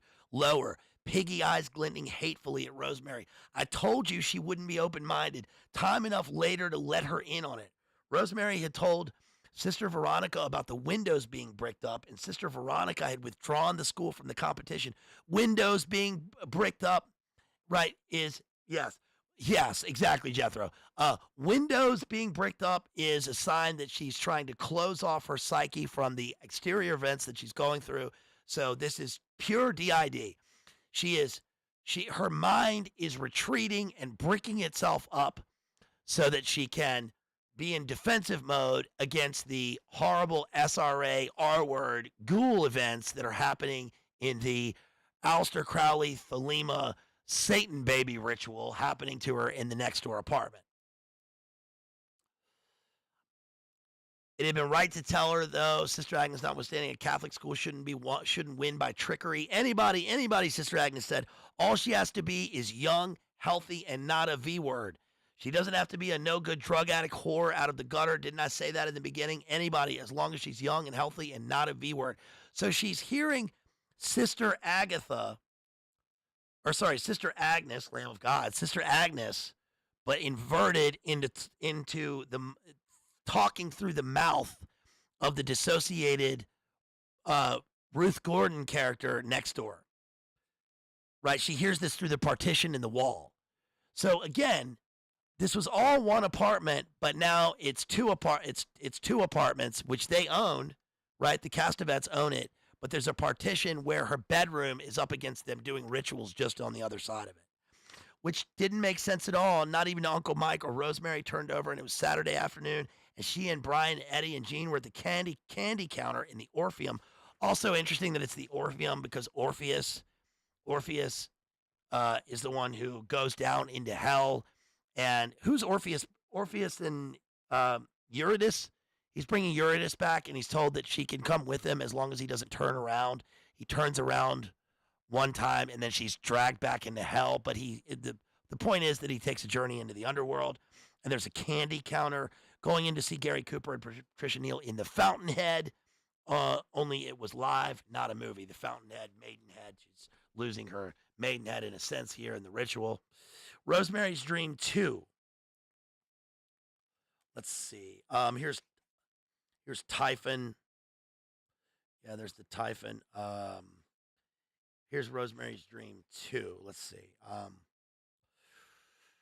We have to make a baby. We will tomorrow. There's plenty of time. Missing the mass. Sleep. Get a good night's sleep. Go on. So the visit of the Pope to Yankee Stadium in 1966 plays a role in the exterior events, but also into her Eurydice. Yes, thank you. Thanks, John MC. In the exterior events, but also in terms of her psyche here. It was sunny and breezy, a perfect day for a cruise. The president studying a large map. Guy had taken off the top of her pajamas. Why are you taking them off? She asked. She's just eaten the moose, which was drugged by the Lady Macbeth next door. And this is the ritual scene. To make you more comfortable, he said, I'm comfortable. Sleep, Ro. He calls her Ro. He undid the snaps at her side and slowly drew off the bottoms, though she was asleep and didn't know. Now she had nothing on at all except a red bikini. But the other women on the yacht, Jackie Kennedy, Pat Lawford, and Sarah Churchill, were wearing bikinis too, so it was all right, thank goodness. The president was in his Navy uniform. He had completely recovered from the assassination and looked better than ever. Hutch was standing on the dock with armloads of weather forecasting equipment. Isn't Hutch coming with us? Catholics only. I wish we weren't bound by these prejudices, but unfortunately we are. It's like the opposite of the Caddyshack scene. It's actually the opposite. I christen thee the Flying Wasp. Right? Would you like to come to the marina? Oh, you're Roman Catholic? I'm sorry, you can't come. Remember? It's easy to grin when your ship's coming in. When your pants are too tight in the seat. Okay, Pookie. Caddyshack, anybody? I just got head from Amelia Earhart. Catholics only. I wish we weren't bound by these prejudices. But what about Sarah Churchill? She turned a point, but Sarah Churchill was gone, and the family was there in her place, Ma, Pa, and everybody, with the husbands, wives, and children. Margaret was pregnant. Sleep. It was the first time the Sistine Chapel had been open to the public, and this is her dream, and she was inspecting the ceiling on a new elevator that carried the visitor from the chapel horizontally, making it possible to see the frescoes exactly as Michelangelo painting them had seen them.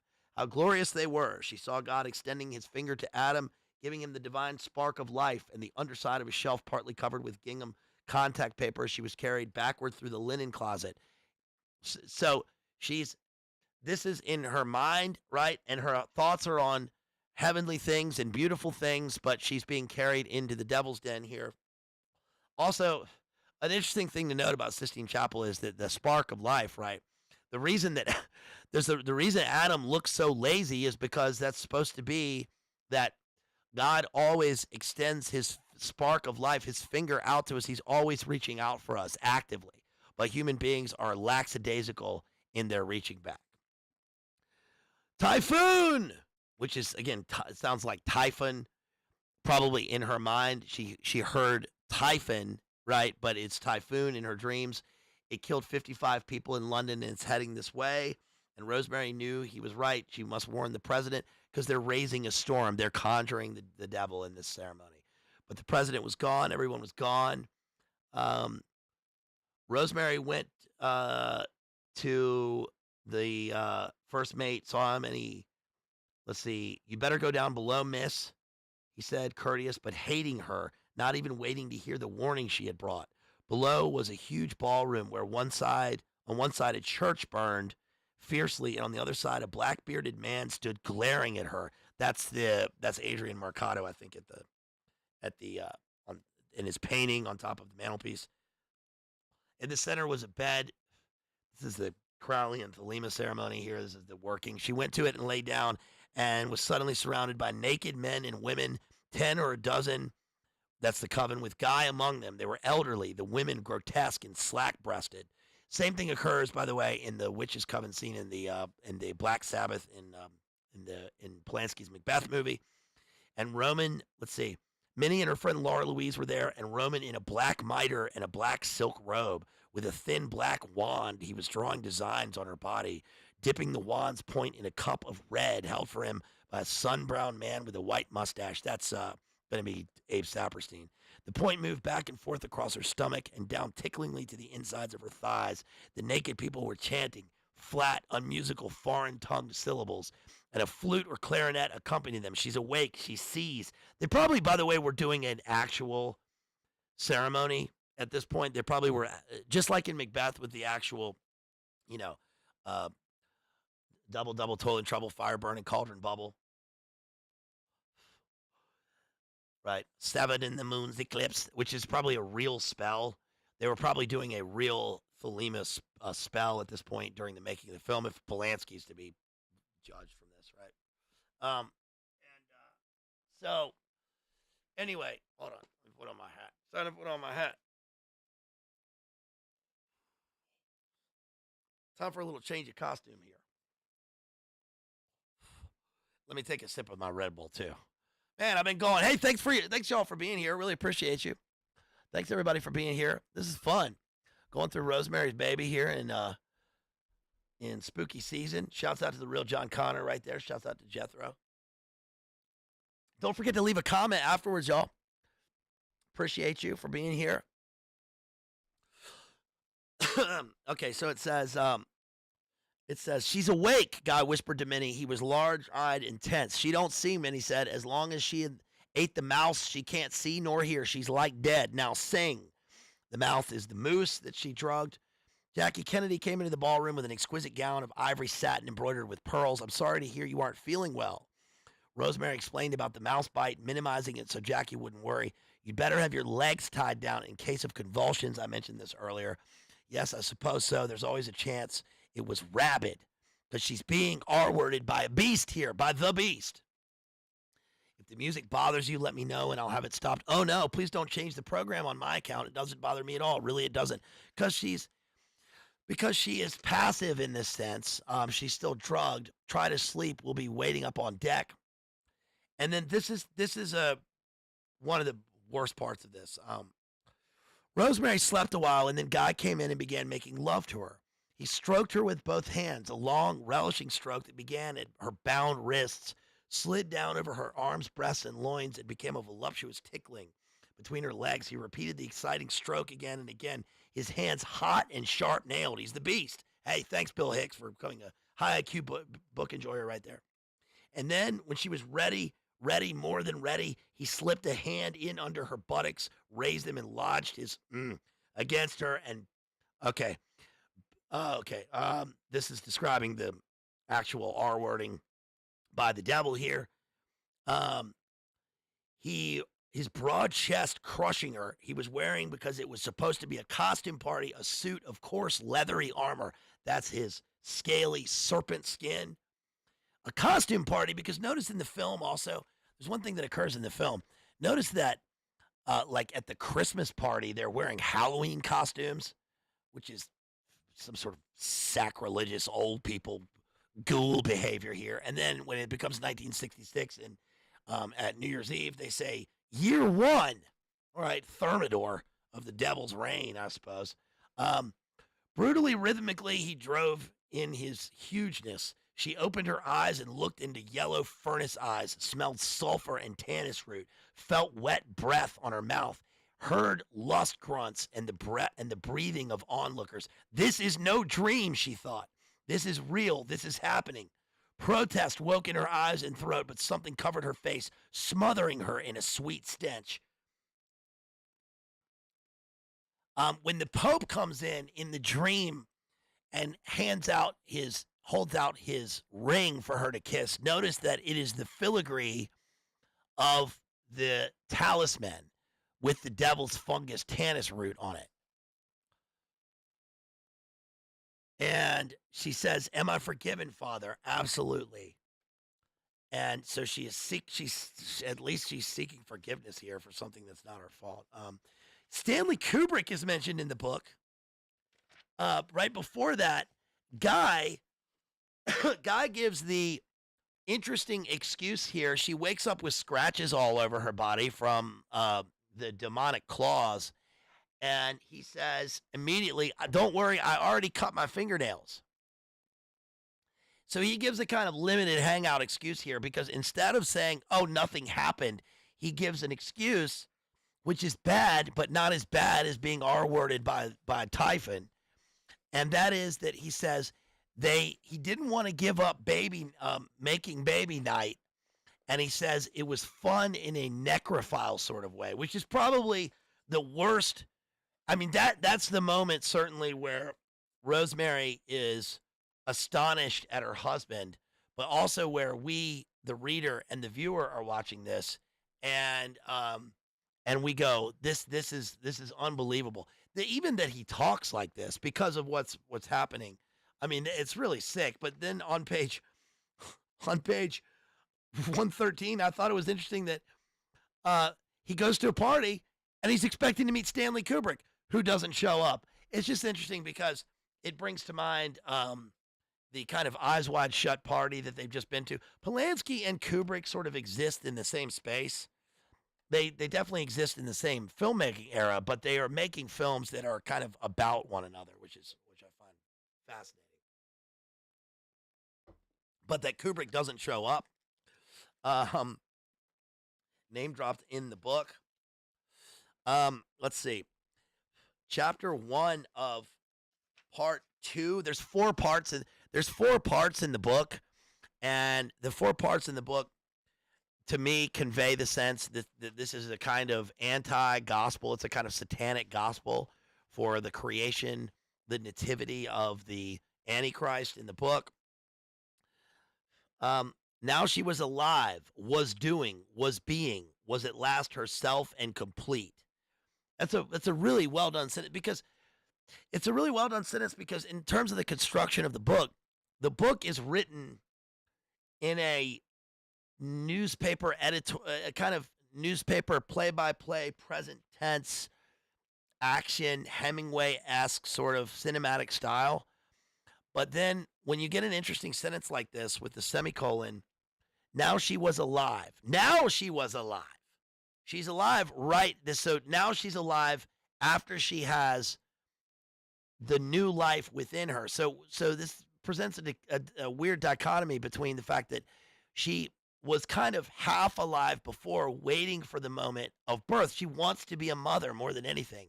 And now she was alive, past tense. Now, present tense, she was alive, was doing, was being, was at last herself and complete, was at last. So this is the moment before the new phase of her life, which is going to be her life suffocated in death. She literally has death inside of her, or half death. It's a half human baby, half demon. And she goes through these pains of being dead. She looks dead. It's like she dies while she's alive, or dies to life with this kind of mask of her own face on, gray, disgusting, losing weight. She looks like she's wearing a death mask. And at last, she is herself and complete because she's fulfilled her role for the coven. She did what she'd done before: cooked, cleaned, ironed, made the bed, shopped, took laundry to the basement, went to her sculpture class, but did everything against a new and serene background of knowing that Andrew or Susan or Melinda, later she calls the baby Andy or Jenny, was every day a little bit bigger inside her than the day before, a little bit more clearly defined and closer to readiness. One of the other differences between the book and the film is that at the end of the film, they call the baby Adrian. They named the baby after Roman's dad. So it would be the baby's granddad, who was the sorcerer, Adrian Mercado. But she insists on calling the baby Andrew. So she gives the baby a Christian name, it's the start, sort of alpha of the new era, but a Christian name, and they're okay with it. They're okay with it, which presents again a weird moral and spiritual divergence here in terms of what can she do at this point. It's a really clever book because what is right for her to do. The phrase "me too" is mentioned here, but "time's up" becomes life-giving, which is ironic here. On page 129. On page 137, I wrote, she's losing weight because the demon is sucking the life force out of her, and Hutch knows. Hutch actually, so again, Hutch is with us. Hutch knows Saperstein, the doctor, has delivered the babies for his daughter Doris, but he has the discernment to know that from here, that this doctor, even though he's one of the elites, or at least he's peripheral to their society, he still is an insider trying to expose them to Rosemary, his now surrogate daughter. And also, she gets panda eyes at this point, which I can't go into, but is obviously another symbol of the absolute depravity and degeneracy of this gross ghoul group. Pierced eyes and pierced ears and piercing eyes is on page 163. The power goes out at one point in New York. So one thing Hour 11 did when he wrote the book was went back in time from 1967, 9 months from June 25th, 1966, into the fall of 65, and found some of the events, the real events that would give a truthfulness to this occurring. And one of those was the power outage that occurred. And during the power outage, they find that the neighbors have replaced the candle. They've brought in black candles. Let's see. She finds herself eating a raw chicken heart on page 159 in the depths of her dissociation and her confusion as to being pregnant. And she throws up. She tries to get rid of this voodoo within her. Let's see. Guy must have been the one who killed Hutch. Yes, because when he heard the news, he turned bloodless gray and was silent and self-enclosed for several hours. Rosemary was surprised by the depth of his reaction. Here we get on page 191, the book, All of Them Witches by J.R. Hazlitt. And this is a book for the film. The flyleaf was Hutch's signature with the inscription Torquay 1934 beneath it. At the bottom of the inside cover was a small blue sticker imprinted J. Wagner & Sons Booksellers. Rosemary took the book into the living room. Rifling its pages as she went, there were occasional photographs of respectable-looking Victorians, and in the text, several of Hutch's underlings and underlinings and marginal check marks that she recognized from the books he had lent her in the Higgins-Eliza period of their friendship. One underlined phrase was the fungus they called the devil's pepper. She sat in one of the window bays and looked at the table of contents. The name Adrian Mercado jumped to her eye. It was the title of the 4th chapter. Other chapters dealt with other people, all of them, it was to be presumed from the book's title, Witches. Gilles de Rais, Jane Wenham, Aleister Crowley, Thomas Weir. The final chapters were Witches' Practices and Witchcraft and Satanism. Remember, Gilles de Rais was Bluebeard. Gilles de Rais is mentioned in Sons of Cain. Gilles de Rais was the Spider King. He was the Spider Prince. He was the Bluebeard, who was one of the elites in France who fought alongside Joan of Arc. And who knows, probably was one of the people that ended up backstabbing her and getting her burned at the stake. I don't know, but he was later found to be doing occult satanic rituals involving the worst things that Al Crowley talked about, which were, remember how Aleister Crowley said that the most potent thing was the blood of, these are, how can I say this? We're talking about Drino things here involved in absolute satanic rituals and the corruption of the innocent, and he was found to be doing that. He's also the inspiration for the Bluebeard fairy tale. Turning to the fourth chapter, Rosemary glanced over its 20-odd pages. Mercado was born in Glasgow in 1846. He was brought soon after to New York, underlined, and he died on the island of Corfu in 1922. I think 1922 is the year that Crowley's Diary of a Drug Fiend was published. And also, it makes you think of Cefalù, right, where Crowley had the Abbey of Thelema. There were accounts of the 1896 tumult when he claimed to have called for Satan and was attacked by a mob outside the Bramford, not in the lobby as Hutch had said, and of similar happenings in Stockholm in 1898 and Paris in 1899. He was a hypnotic-eyed, black-bearded man, a Svengali, who, in a standing portrait, looked fleetingly familiar to Rosemary because of her dreams. She saw him in her dreams. Overleaf, there was a less formal photograph of him sitting at a Paris cafe table with his wife Hesia and his son Stephen, underlined Stephen Mercado, right? Was this why Hutch had wanted her to have the book, so that she could read in detail about Adrian Mercado? But why? A few pages later, let's see. The stubborn fact remains that whether or not we believe, they most assuredly do. Hutch underlines that. And a few pages later, the universally held belief in the power of fresh blood, and surrounded by candles, which, needless to say, are also black. The black candles Minnie had brought over on the night of the power failure. Hutch had been struck by them and had begun asking questions about Minnie and Roman. Was this the book's meaning, that they were witches, Minnie with her herbs and Tanis charms, Roman with his piercing eyes, but there were no witches, were there? Not really. She goes on to bring out her Scrabble next to the spritzer pool and her Jenga, and then finally figures out Roman Castavet Stephen Mercado is the anagram.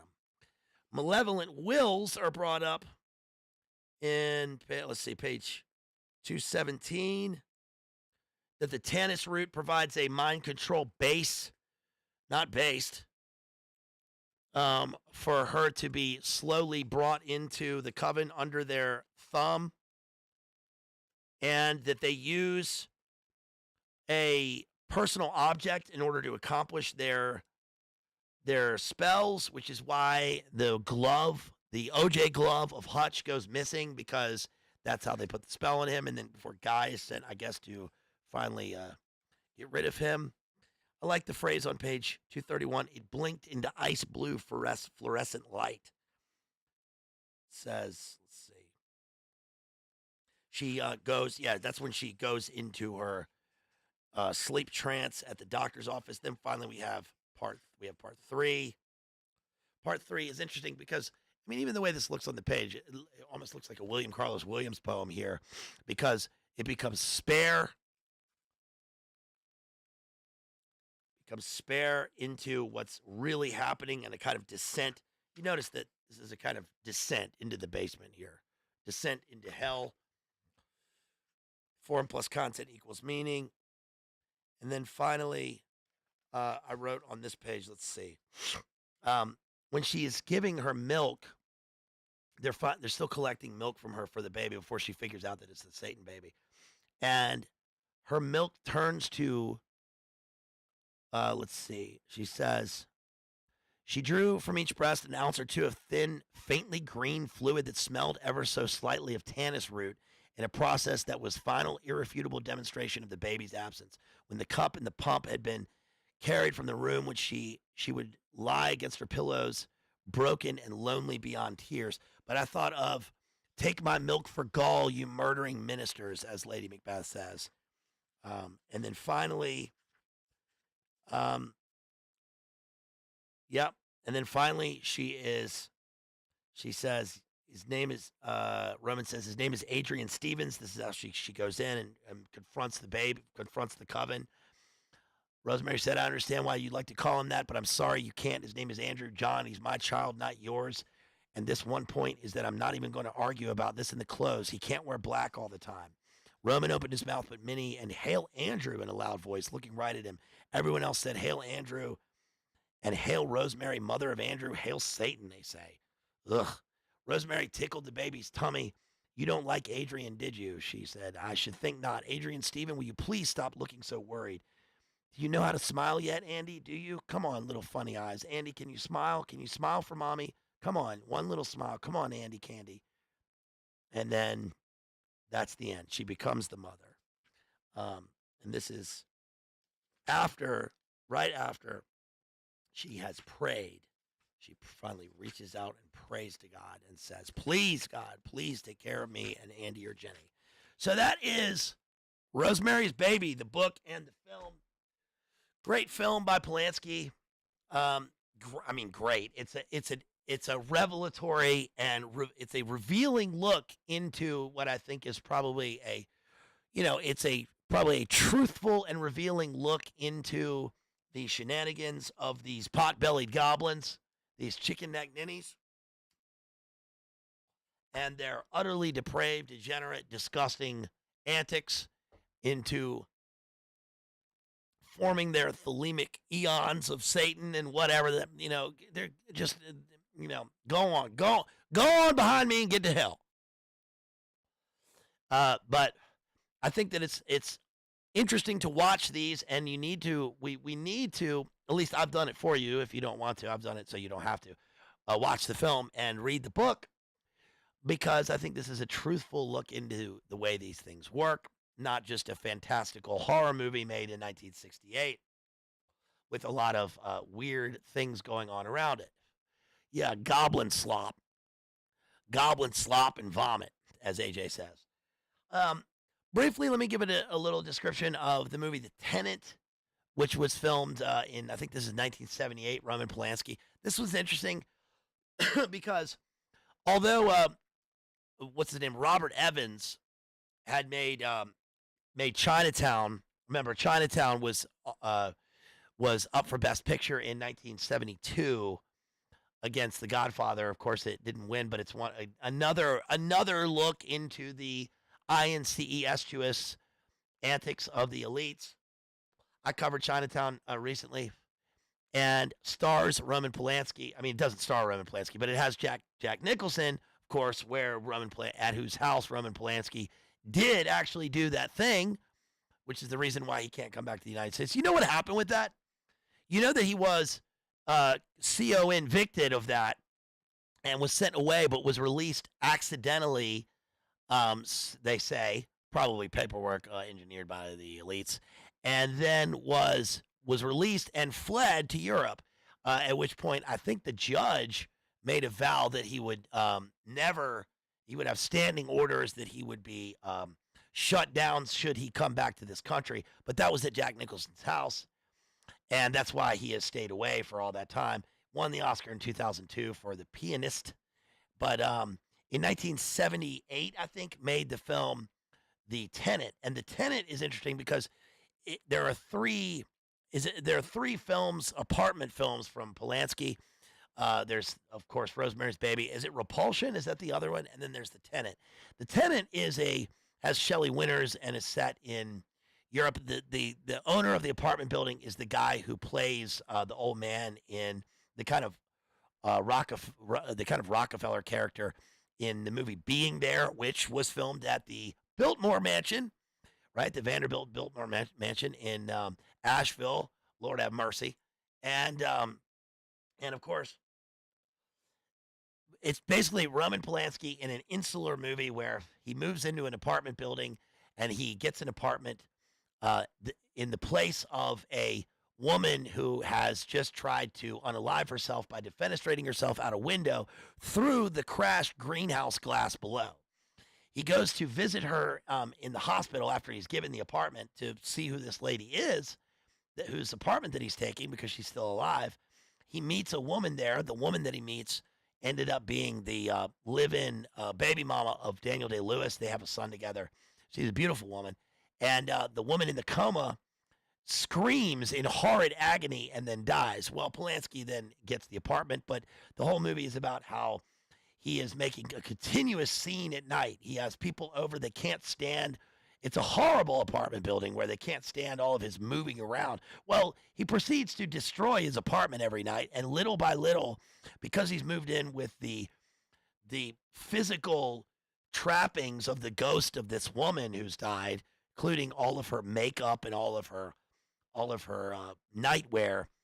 We see him throughout the movie waking up in strange places, not knowing what they're talking about with all the noise, until he finally has one fingernail painted. Then he wakes up and he's got lipstick on, and then he's got fingernails painted, and then he is full on wigged out and wearing her clothes, and he becomes a beautiful, stunning, and brave person within the apartment who is being essentially possessed by the ghost of the woman who was there before. But in the end, he does the exact same thing and throws himself out the window, and then crawls back into the apartment and throws himself out again. So he has double defenestrated himself at the end of the film, maybe even triple, because we don't know, because of the last scene, we see the perspective of him in the coma as the woman at the beginning seeing himself come. So it's a total dissociation movie, and it speaks to the demonic presence of demonic possession combined with mental illness and the beautiful, stunning, and brave Skittles people that occurs, and that is emblematic of Polanski in a final stage of the insular apartment psyche breaking of the postmodern person. So there you go. That's a pretty succinct, I think, description of The Tenant. I've watched that one, so you don't have to. So if that's it for that one. Okay, so should we get to some super chats here? Hey, thanks everybody for being here. Really appreciate you all. Let's see if we got any support here. Let's look at some super chats. Hope everybody's doing all right out there, night riding out there into a Friday night. All the special beings. If you want to become a special being from Heart of Darkness, if you want to become PBR Street Gang, Almighty, High IQ, Book Enjoyer, etc., different levels of funding, you can do that with a membership. You can purchase a membership, and I'll be doing at least a once a week membership stream. And as we move on, I'm going to be giving you things of my own work, especially as I'm able to actually put it out there, because I got big things in the works here. JW, thank you for becoming a High IQ Book Enjoyer. Thank you, JW. Really appreciate that. Hey, Port Film Co-op, longtime supporter, Port Film Co-op, Australian $2, says Cassavetes is astonishing in Rosemary's Baby. He really is. Again, Cassavetes was an anti-method actor. He even, the story goes, snuck into the Lee Strasberg studio and did an audition, was offered a part in the actor's studio, and then turned it down in protest, because his point was to show that one did not need to be psychologically scarred and traumatized in order to be an actor. He saw acting as an expression of joy, which I can respect. I see that. But it's really interesting because, he has all of the trappings of a method actor. Of course, the true anti-method actor would be Laurence Olivier. Laurence Olivier saying to Dustin Hoffman, "Try acting, dear boy." Laurence Olivier founded my drama school in 1946, the Bristol Old Vic Theater School, where Daniel Day-Lewis was trained by my drama teacher, John Hartock. And so Laurence Olivier and Brando are kind of the twin pillars of 20th century film.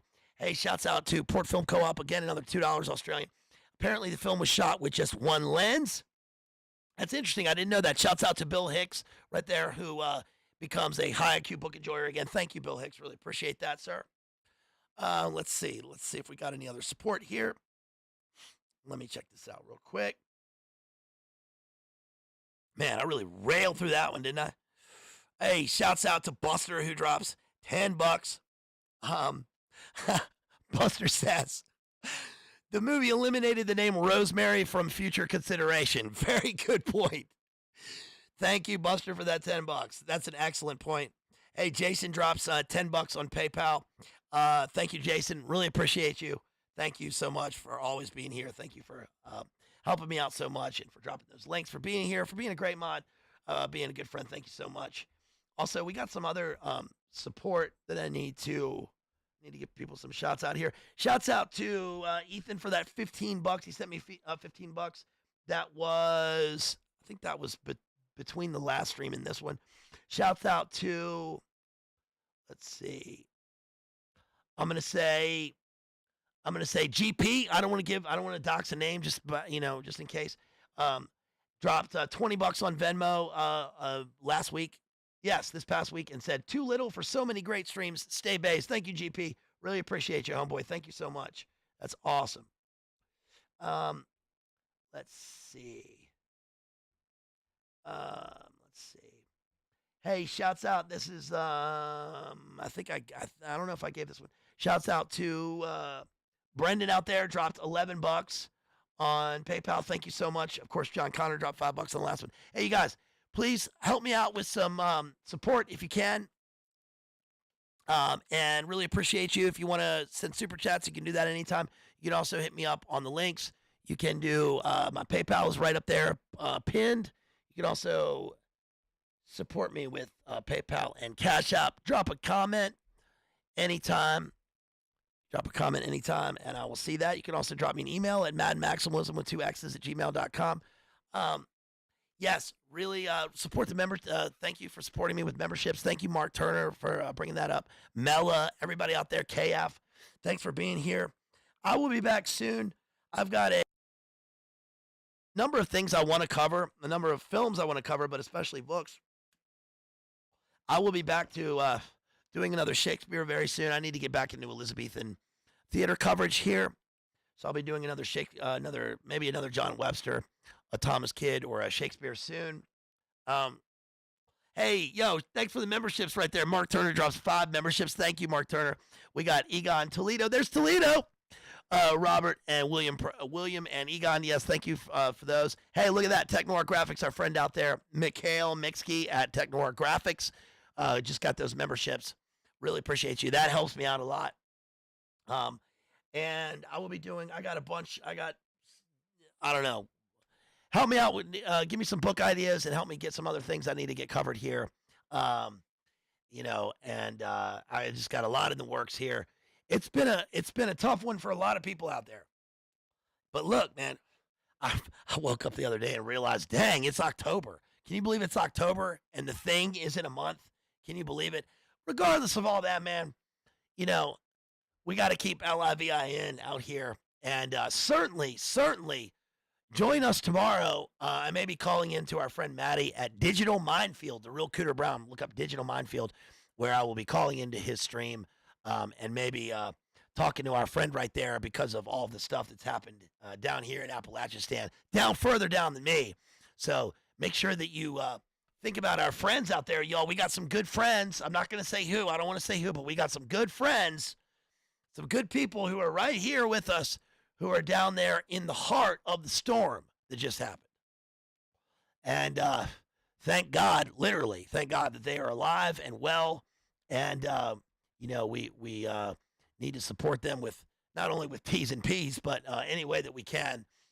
Pray for them and thank the Lord for their well-being. We got some good friends out there, especially 2 of them that are down there. So, I'll be calling in tomorrow afternoon about that Digital Minefield. Check him out tomorrow. Make sure you support all of our friends. Check out my streams on Church of the Eternal Logos. Jamie Hanshaw. Check out Jamie. And of course JD. And also, sorry to say that TNT Radio is RIP'd. That was a good time while it lasted. What a great venture that was. Shouts out to Hasher out there.